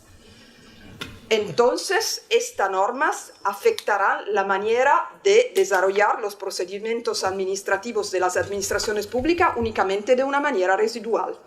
Eso es el hecho. Y esto a pesar del hecho de que, como todos lo sabemos aquí, el uso de sistemas de inteligencia artificial ya ahora tiene un impacto tan importante dentro de los procedimientos administrativos, Juan. Esta idea que no queremos utilizarlo, no se habla de utilizarlos, pero las administraciones públicas la utilizan y cómo, ya, ahora, hoy. Entonces, el problema es que esta utilización de sistemas de inteligencia artificial, utilizo una una expresión atécnica, como decimos, porque sabemos de qué hablamos, afecta tanto la profundidad como la calidad del análisis de la información que las administraciones públicas utilizan para tomar sus decisiones. La inteligencia artificial ya ahora en las administraciones de los Estados miembros se emplea en las administraciones tributarias, muchísimos, en la administración de prestaciones de seguridad social, para el control del tráfico, etc. Además, se prevé en los próximos años un aumento de su uso en los ámbitos regulatorios y antimonopolio. ¿Qué es la razón? La razón es que la inteligencia artificial parece ser especialmente beneficiosa en áreas donde la toma de decisiones rápidas es crucial, como la política monetaria, la supervisión bancaria, la regulación financiera, etcétera, etcétera. Se trata pero de contextos donde ya ahora normalmente la transparencia sobre el proceso decisional no es particularmente amplia, lo sabemos como profesores de derechos públicos. Y todavía son también contextos donde el uso de la inteligencia artificial en la toma de decisiones públicas puede hacer que los procesos de toma de decisiones sean más rápidos y sobre todo más basados en datos. No es poco, no es poca cosa. Antes de hablar más sobre los problemas y las necesidades de mayor transparencia, creo entonces que es importante explicar en pocas palabras cómo los procedimientos administrativos están relacionados hoy, en particular con la inteligencia artificial. Sistemas de inteligencia artificial pueden utilizarse en muchas fases de los procedimientos de toma de decisiones públicas, incluso de manera secuencial, es decir, en diferentes fases de los procedimientos administrativos. Lo que siempre es cierto es que el uso de sistemas de inteligencia artificial en varios pasos del procedimiento administrativo siempre tiene un impacto muy significativo en cómo se implementan las políticas públicas. Es eso el problema. Es decir, que no lo tiene solamente por el caso en que se trata de automatizar totalmente una decisión administrativa, la cosa de que se habla más. Por eso, para mí, una vez más es mi opinión personal, tiene muy poco sentido diferenciar entre automación completa y semi-automación. ¿A qué nos enfrentamos en los casos en que los resultados son en gran parte automatizados y es casi imposible que el funcionario público tome la decisión final de volver a verificar, a pesar de que formalmente es él que necesita, como se dice, de pulsar el botón final? En tal contexto, aunque formalmente tenemos una decisión final que está generada por un funcionario público, en realidad se trata solo de una ilusión, un efecto óptico, el trompe-l'œil de los franceses. Y aquí hay, en mi sentido, un muy evidente problema de transparencia. Pero también hay un problema de transparencia cuando el uso de algoritmos de inteligencia artificial más o menos sofisticados se limita típicamente a tareas internas o preparatorias para la adopción de la decisión final, es decir, el back office. A primera vista, la utilización de inteligencia artificial no parece alterar drásticamente los procedimientos administrativos, pero tiene siempre muchas implicaciones. Estudios de ciencias sociales y psicología indican que la toma de decisiones de los agentes humanos puede ser influenciada significativamente por los resultados del algoritmo. Juan Corvalán ha escrito mucho sobre este tema. Se habla del sesgo de la automación, automation bias, la tendencia del agente humano a confiar sin límites en el sistema automatizado. El reglamento de inteligencia artificial habla de esto en el artículo 14, párrafo 4. Decimos que en el contexto específico de la decisión pública, esto podría hacer que los funcionarios públicos adopten las recomendaciones del algoritmo sin considerar opciones alternativas o sin cuestionar las suposiciones y los datos subyacentes. De hecho, en la medida de que los algoritmos, esto lo sabemos, aprenden de los datos históricos y están entrenados en datos del mundo real, podemos decir que predicen el pasado en lugar de imaginar el futuro. Es decir, que reflejan los sesgos existentes presentes en la sociedad. Este es un problema especialmente grave cuando se trata de decisiones de las administraciones públicas, tenemos que decirlo. Me parece entonces crucial que los administradores públicos sean ante todos conscientes de estos, no siempre lo son, y del hecho que los procedimientos automáticos amplifiquen el efecto de tales sesgos, de modo que los sesgos pueden ser como, no sé cómo decirlo, como un componente inevitable de los algoritmos que se utilizan para tomar decisiones públicas.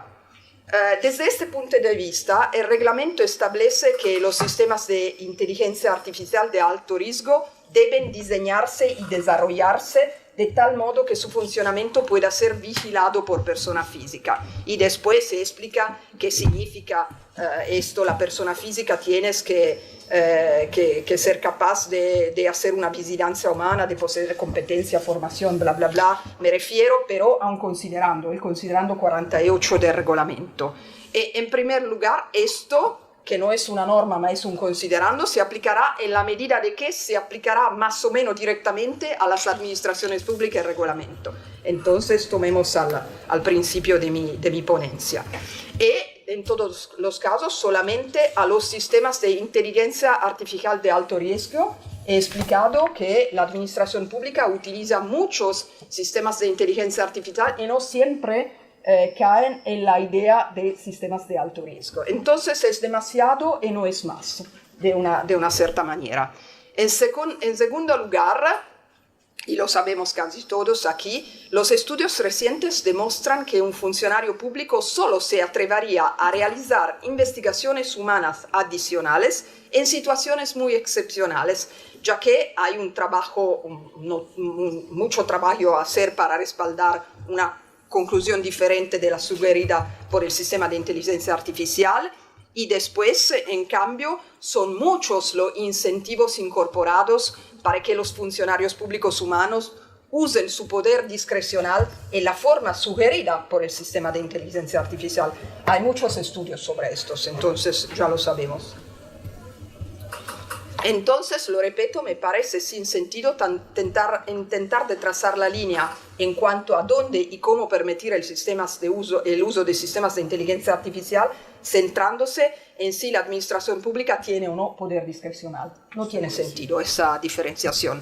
A mí me parece más importante prestar atención a que los sistemas de inteligencia artificial empleados por las administraciones públicas siempre sean adecuados y transparentes. Por default, podemos decir.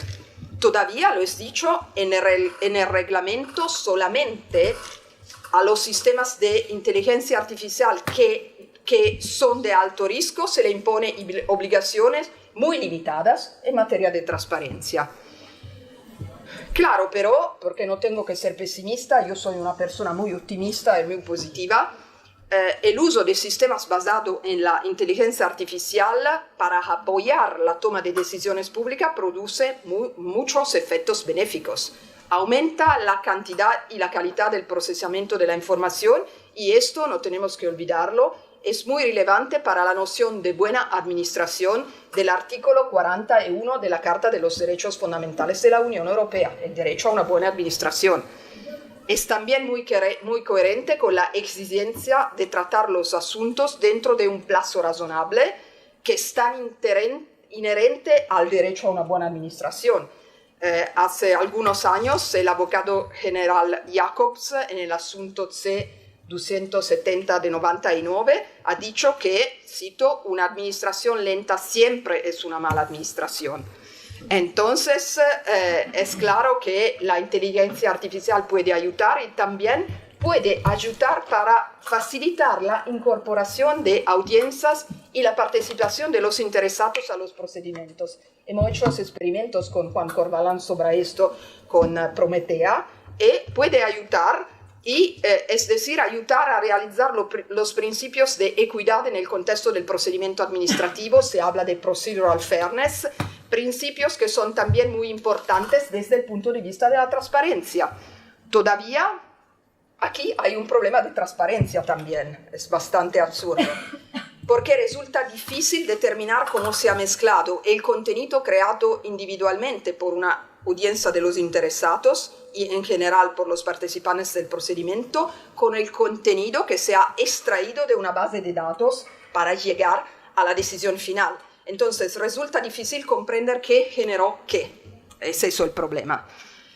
Por esta razón, por último, es verdaderamente el último, me parece muy importante hablar un poquito de la obligación de las administraciones públicas de motivar sus decisiones como herramienta esencial de la transparencia. De esto, por supuesto, la propuesta de reglamento no se ocupa, ni podría haber tratado. No hay base jurídica, no se puede tratar de esto. Pero, además de la previsión del artículo 41 de la Carta de los Derechos de la Unión Europea, desde hace mucho tiempo, el Tribunal de Justicia de la Unión Europea ha desarrollado un principio general del derecho de la Unión Europea que impone el obligo de motivar de una manera adecuada todas decisiones adoptadas para administración pública. Aquí no se trataría tanto, como lo exige el reglamento, de dar explicaciones sobre cómo funciona un sistema automatizado, qué datos personales pueden tratarse en estos contextos y todo. Esto no es para nada suficiente en la perspectiva de la transparencia que pertenece al derecho a una buena administración y que entonces que tienes que referirse específicamente a las administraciones públicas. Aunque pueda parecer trivial decirlo, la transparencia requiere ante todo la información sobre el uso de sistemas de inteligencia artificial. Pero todos usos, en cualquier momento del proceso de toma de decisiones por parte de las administraciones públicas. Y esta información, en mi sentido, siempre tendría que ser incluida en la motivación e independientemente del tipo de instrumento de inteligencia artificial que se emplee. Esto sería el primero y fundamental elemento de transparencia para garantizar a los ciudadanos. Y me parece que esto es el enfoque que ha elegido la muy reciente ley de transparencia de la Generalitat Valenciana, si he bien entendido lo de que hablé José Tárrega. De hecho, actualmente el problema primario es que en la mayoría de los casos es muy difícil identificar las aplicaciones de inteligencia artificial empleadas por las administraciones centrales y locales y no hay una identificación clara de los procedimientos afectados y de cómo son afectados. Después, una motivación adecuada también debería explicar con precisión el razonamiento que sustenta la decisión final, es decir, que sería necesario incluir en la motivación también una descripción de los elementos considerados por el algoritmo, de la metodología empleada y de cualquier dato o información pertinente utilizado en el cálculo. En el caso de sistemas de deep learning, todos sabemos el problema del efecto caja negra. Esto no voy a explicarlo a un público que conoce eso. Además, incluso cuando se usan otros algoritmos, el hecho que se usan grandes cantidades de datos, los big data, empeora el problema de la opacidad, lo sabemos. Hay una alta imprecisión y imprevisibilidad de los resultados, incluso para aquellos que tienen habilidades técnicas para comprender, para volver sobre el proceso realizado por los algoritmos. Todavía, me parece que este conjunto de problemas técnicos que todos conocimos no debe impedir la búsqueda de posibles explicaciones. Cuando se trata de motivar la toma de decisiones públicas, la motivación debería basarse en un registro de cómo funciona el sistema automático o semiautomático, de la fuente del tipo de datos utilizados, en una cuenta de cómo los datos procesados se relacionan con la decisión que se tomó, incluidos los datos relativos a la participación en el procedimiento y sus resultados. En conclusión, por cierto, tengo que decirlo a este punto, estoy en principio a favor de implementar mucho los sistemas de inteligencia artificial en el sector público por 1000 razones diferentes. Pero esto requiere la consideración al respecto de los elementos específicos del derecho público. La propuesta de reglamento de inteligencia artificial no podría evidentemente hacerse cargo de ello, por las razones que hemos explicado yo y el profesor Ziller. Todavía adaptar los sistemas de inteligencia artificial a los principios de buena administración, que lo sabemos como tales se aplican también a todas las administraciones públicas de los Estados miembros, me parece un paso imprescindible. Sí, como profesores de derecho administrativo y término, podemos ayudar para hacer esto, creo que podemos contribuir de una manera decisiva a que el uso de sistemas de inteligencia artificial en el derecho público mejore la calidad de la toma de decisiones públicas y brinde a los agentes humanos más oportunidades para usar su inteligencia natural, mejorando así la inteligencia general de la administración pública. No me parece un resultado insignificante. Muchas gracias.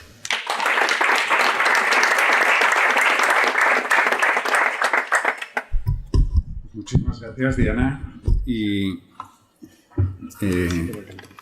muchísimas gracias por la intervención también. Y por suerte, pues nos queda, antes de irnos a tomar unos refrigerios y un café, pero tenemos un tiempo interesante para el debate, la reflexión, las preguntas que tengáis a bien. Ya se han ido las autoridades académicas, ya me atrevo a deciros que ya nos podemos relajar, nos podemos empezar.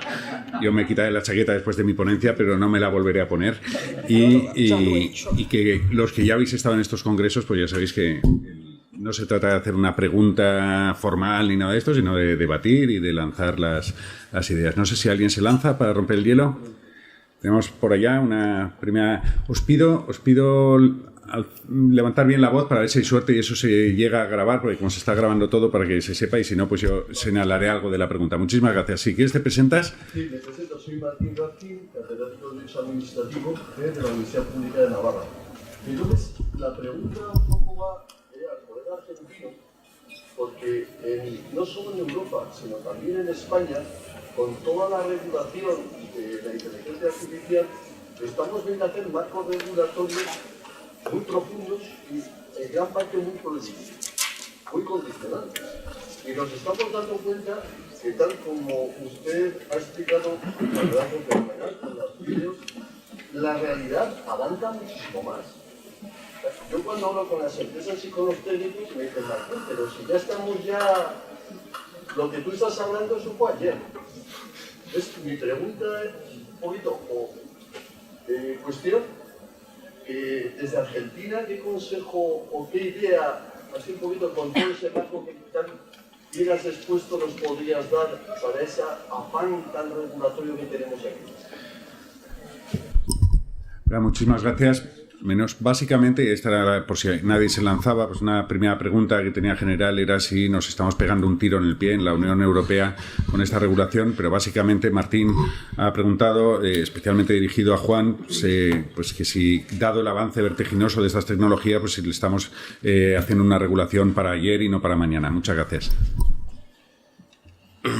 Bueno, primero gracias por la inquietud y la pregunta, y obviamente es una pregunta y una inquietud que, complementando a la brillante exposición de Diana, yo creo que dos cosas en base a la experiencia. Nosotros hemos trabajado con Ministerio de Justicia, Registros Civiles, Ministerio de Obras Públicas, entes reguladores, Superintendencia de Seguros, estoy mapeando toda la administración pública que hemos mapeado, y yo fui director de 3 ministerios, ¿sí? Ministerio de Salud, Ministerio de Desarrollo Social y Defensa del Consumidor en Argentina. Con lo cual, digamos, conozco lo que significa ser funcionario público y desarrollar gestión pública. A mí me parece que 3 cuestiones, así soy súper breve. La primera, me parece que el reglamento, digo, para no caer en un enfoque muy binario, tiene muchas cosas positivas en cuanto a poner el foco en los riesgos de la IA, en que es una tecnología extremadamente poderosa, la más disruptiva de toda la historia humana, según la mayoría que investiga esto. Pero eso, y este es el primer aspecto, nos ha hecho perder de vista los matices que hay en lo que se llama automatización IA. Por ejemplo, hay métodos intrínsecamente explicables. Hay muchos en Machine Learning intrínsecamente explicables. Por ejemplo, árbol de decisión, que son explicables. Entonces yo puedo ir a una administración pública y decirle, vamos a usar un árbol de decisión para tratar de entender cómo tomas decisiones o por qué los trámites tardan mucho. Ejemplo concreto que hemos aplicado. Y eso no debería, no solo no ser considerado de alto riesgo, en mi opinión, sino que eventualmente tendría una regulación que hacerse, pero mucho más, light, por ponerlo así, la palabra light. ¿Sí? Estándares, principios, procedimientos algorítmicos, estándares, evaluación de impacto, transparencia. Con lo cual yo creo que en esta primera dimensión habría, y esto sí es una tarea, nosotros en el laboratorio lo hacemos, pero habría que hacerla a gran escala, que es identificar usos, lo hablamos con el director de Gobierno Digital de Naciones Unidas, Vincenzo Acquaro, en un trabajo que estamos haciendo en conjunto con Naciones Unidas, que es identificar usos de impacto no tan significativo, no de machine learning interpretable y explicable en mayor medida, y que son usos muy transversales, en donde no hay un conflicto a priori con lo que podríamos llamar prohibido alto riesgo. ¿Por qué digo esto? Porque si hacemos una nomenclatura común que sirva a muchos países, no vamos a andar discutiendo el sexo de los ángeles, perdón la expresión. Ya un montón de tareas y de procesos podrían estar excluidos prima facie. Eso sería lo primero. Lo segundo es, bajo el lema que recién hablamos con él, que estaba criminología, por lo que me contó, y ahora se puso a programar, hizo una maestría igual que yo, que hicimos una maestría de IA. Segunda dimensión sería no matar. Hay una versión mucho más light del dicho, es no tomarse un avión para ir a la esquina o no matar moscas a cañonazos. Digamos, son dos dichos. En uno se protegen más los seres sintientes, en el dicho de no tomarse un avión para ir a la esquina. Ese me parece más amable con los seres sintientes. Entonces yo creo que hay un montón de tareas semiautomatizables que no implican sustitución y que está lleno de tareas semiautomatizables que tampoco implican machine learning. Y ahí hay otro punto, una segunda dimensión. Y en una tercera dimensión, y pongo un ejemplo en la Fiscalía de la Ciudad. En la Fiscalía de la Ciudad entran todos los delitos de sexting, grooming, todos los ciberdelitos vinculados a la explotación sexual infantil, etc. Para que entendamos la dimensión de lo que estamos hablando. Google y Meta, entre otros, tienen algoritmos de detección de posibles violación a... Se piensa que hay humanos detrás de esa revisión. Posible que haya humanos. Con lo cual, la alerta sobre un posible delito de explotación sexual infantil hoy no proviene de un humano. Empecemos por ahí. Segundo, cuando entra una fiscalía, estamos hablando de miles de millones de datos. Que hay un equipo de 20 humanos, 30 humanos, 40 humanos, no importa dónde sea, en Londres, en cualquier lado. No hay forma humana de hacer una revisión de esos posibles delitos. Con lo cual, si no entendemos que hay parcelas de los gobiernos, como decía Diana, en donde no solo no va a poder ser el humano, sino que el humano no va a haber forma de que lo haga sin la IA. No va a haber forma. Entonces no podemos decir, como es de alto riesgo, entonces no lo hago. Porque entonces tenemos el 98%, le pusimos un número a esto, el 98% de los delitos no hay forma de verlos humanamente. Que entran, no estamos hablando de delitos light.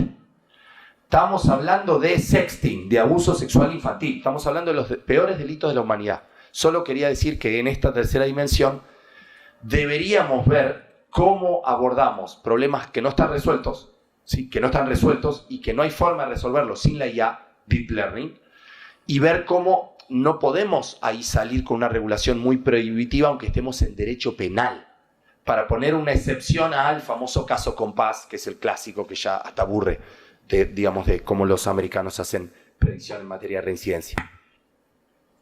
Muchísimas gracias. ¿Tenemos alguna reflexión? Ya tenemos a Andrés, que lo había pedido antes. Y bueno, ya si hay tiempo, pues introduciré yo algún comentario. Andrés, no sé si a lo mejor te puedes acercar al micrófono para que, por si se ha de quedar grabado, ya que estás a mano. Gracias. Es una pregunta muy, muy rápida para la profesora Galetti. A partir de lo que has comentado, veo que no te gusta el modelo alemán en el que se excluye el uso de inteligencia artificial para la adopción de decisiones discrecionales. Que, sí, por eso. Pero mi pregunta es, más allá de que no estés a favor, ¿crees que es sostenible esta obcecación alemana con eso? Porque aquí en España tenemos colegas, muchos, que por el típico, en valenciano decimos enmirallamiento, ¿no? Que miras a alguien y te encanta, ¿no? Hacia la Alemania. ¿No? Bueno, pues... que miramos a Alemania y todo lo que viene de Alemania nos parece muy bien. Entonces tenemos a muchos colegas aquí, por los autos, que simplemente porque los alemanes tienen esta idea, ellos aquí se defiende mucho. Y de hecho en la Carta de Derechos Digitales española está esta idea introducida, si bien no como regla absoluta, sí como regla tendencial. Yo nunca la he entendido, pero en España yo explico que esta regla es absurda y prácticamente soy el único. Y me dicen, no, el resultado... Entonces me ha gustado mucho escucharte por esto, pero mi pregunta es, ¿crees que es sostenible? Es decir, que se van a tener que bajar del burro. Es muy fácil para mí responder porque ahora soy en Alemania con una cátedra de excelencia, entonces paso el tiempo a discutir con los demás.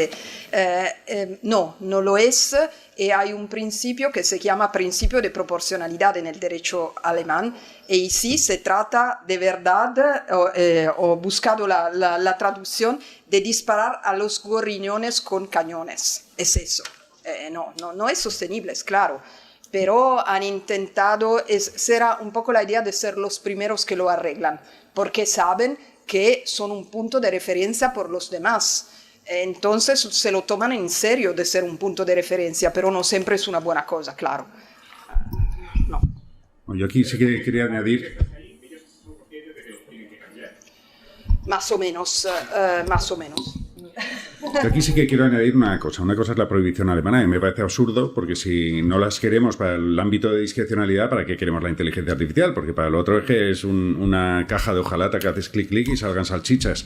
Pero sí que es cierto, la Carta de Derechos Digitales lo que dice es que se regulará para que adopte decisiones más allá de ámbitos discrecionales. Y ahí sí que, insisto, y iba a mencionarle el Tribunal Constitucional alemán y otros, es que yo sí que creo que la ley es la que tiene que habilitar el uso de la inteligencia artificial con las garantías suficientes.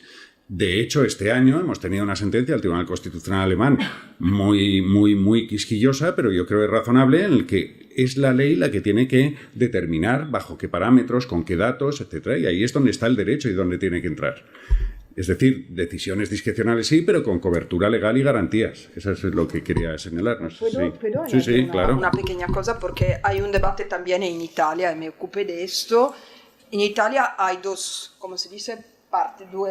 partes, dos opiniones diferentes. La una, que es un poco la mía, no estoy tan de acuerdo. Pienso que esto pertenece un poco a la autonomía organizacional de las administraciones públicas, es decir, es una herramienta que las administraciones públicas utilizan. Entonces, claro que se aplican todas las reglas y los principios del derecho público, como lo he dicho, pero no veo cómo se puede establecer en una ley específica cuándo se puede utilizar, cuándo no, porque el problema principal para mí, hemos intentado hacer una investigación en Italia para ver el problema de tomar los casos prácticos. ¿Dónde los utilizan hoy las administraciones públicas estos algoritmos de inteligencia artificial? Todos, simple, no simple, etc. Y el problema fue que las administraciones públicas te digan oficialmente que no lo utilizan.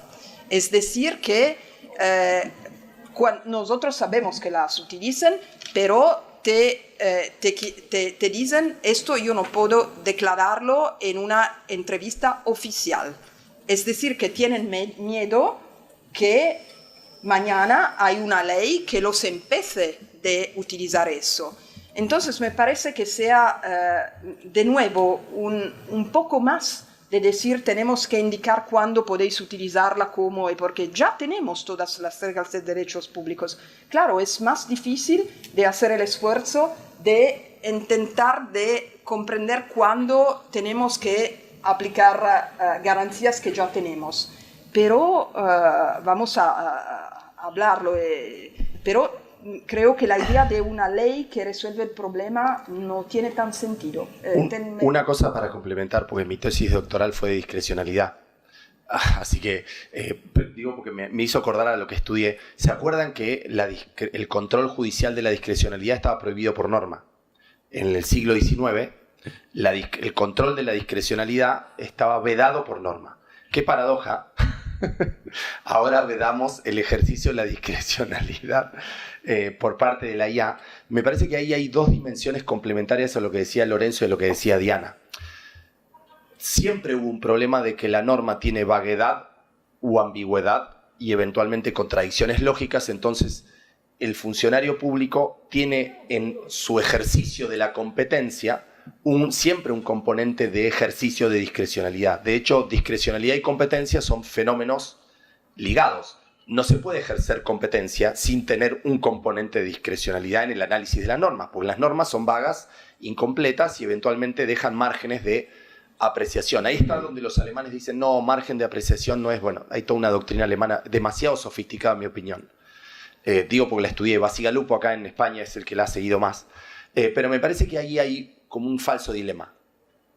¿Y por qué lo digo? Porque una cosa es que existan normas que prevean reglas y que prevean estándares y principios, y otra cosa es que la IA pueda ayudar o complementar a analizarlos, por ejemplo, y después que venga un funcionario para ver qué es lo que hizo la IA y sobre esa base ejercer su discrecionalidad sobre la base de un insight algorítmico, que también puede coexistir, no es binario, no es discrecionalidad sí, discrecionalidad no, y por eso estoy en contra de la normativa alemana, porque esto impide captar un montón de matices que puede hacer la IA sobre el fenómeno de la discrecionalidad de un funcionario público.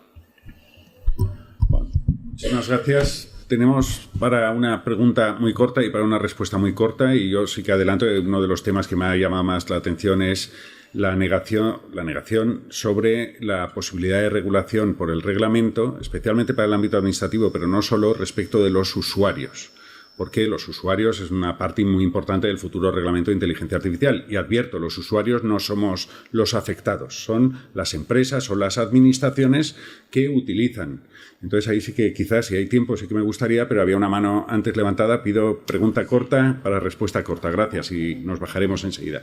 Muy rápido.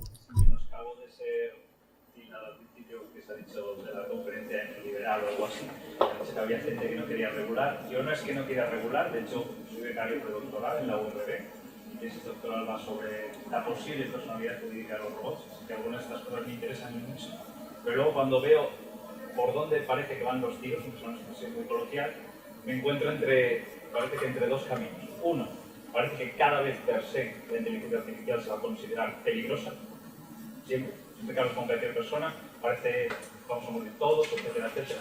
Entonces, alto riesgo. Y luego, en el tema, supongo que porque me interesa más el derecho civil, parece que muchos países quieren ir responsabilidad objetiva. Y claro, responsabilidad objetiva a mí me siento en situaciones un poco extrañas, porque claro, si la inteligencia artificial la vamos a utilizar para casi todo, resulta que un médico robot siempre sería responsable, cuando un médico simplemente podría decir, pues mira, esto es todo lo que se sabe, o ningún humano hubiera salvado a este paciente, luego este robot no lo ha salvado, objetiva este robot. Y luego también hay otro tema, que es que creo que estamos muy obsesionados con el control, y es cierto, cada vez el control es cierto, pero también tenemos que ser sinceros con nosotros mismos, y es que no, el derecho, incluso la sociedad, funciona muchas veces entre conflictos de diferentes normas. Y hay veces que un agente humano tiene que saltarse una norma para respetar otra superior, como el ejemplo de un cruce. Está el semáforo en rojo, si vemos que a un pobre niño, por utilizar este ejemplo, que a un pobre niño lo van a atropellar. Cualquier agente humano se saltaría el semáforo para intentar proteger al niño. Un robot, si le hemos dicho obligatorio, cumple al último del algoritmo, se quedaría quieto delante del semáforo. Muchísimas gracias. Igual, muchísimas gracias por la reflexión, pero quizá no hace falta un comentario porque nos quedaríamos sin café, porque además el tema de responsabilidad, como somos de derecho público, nos interesa un poquito menos y sería para otro congreso completo. Pero sí que no sé si, Jacques, a lo mejor quieres hacer una referencia sobre los usuarios y la competencia de la Unión.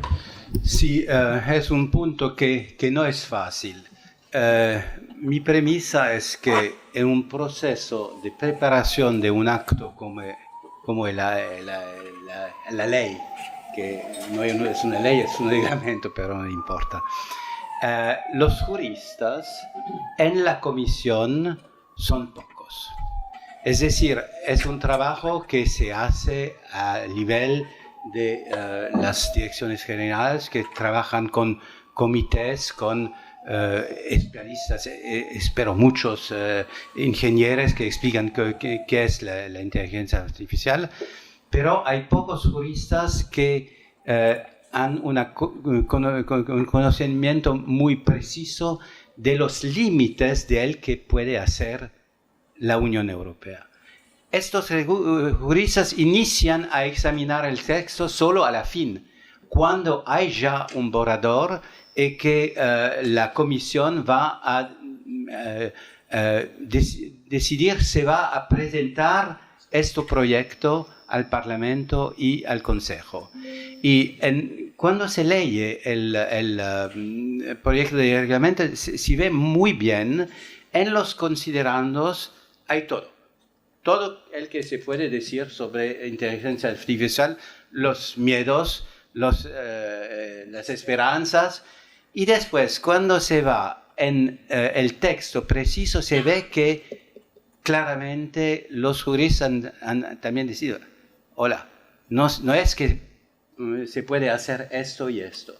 Una cosa que para mí es típica es que los usuarios somos todos, pero si son administraciones públicas, como ya decía Diana, si se trata de utilizar datos personales, hay una forma de razonamiento que no creo es justo decir, inteligencia artificial es uso de datos.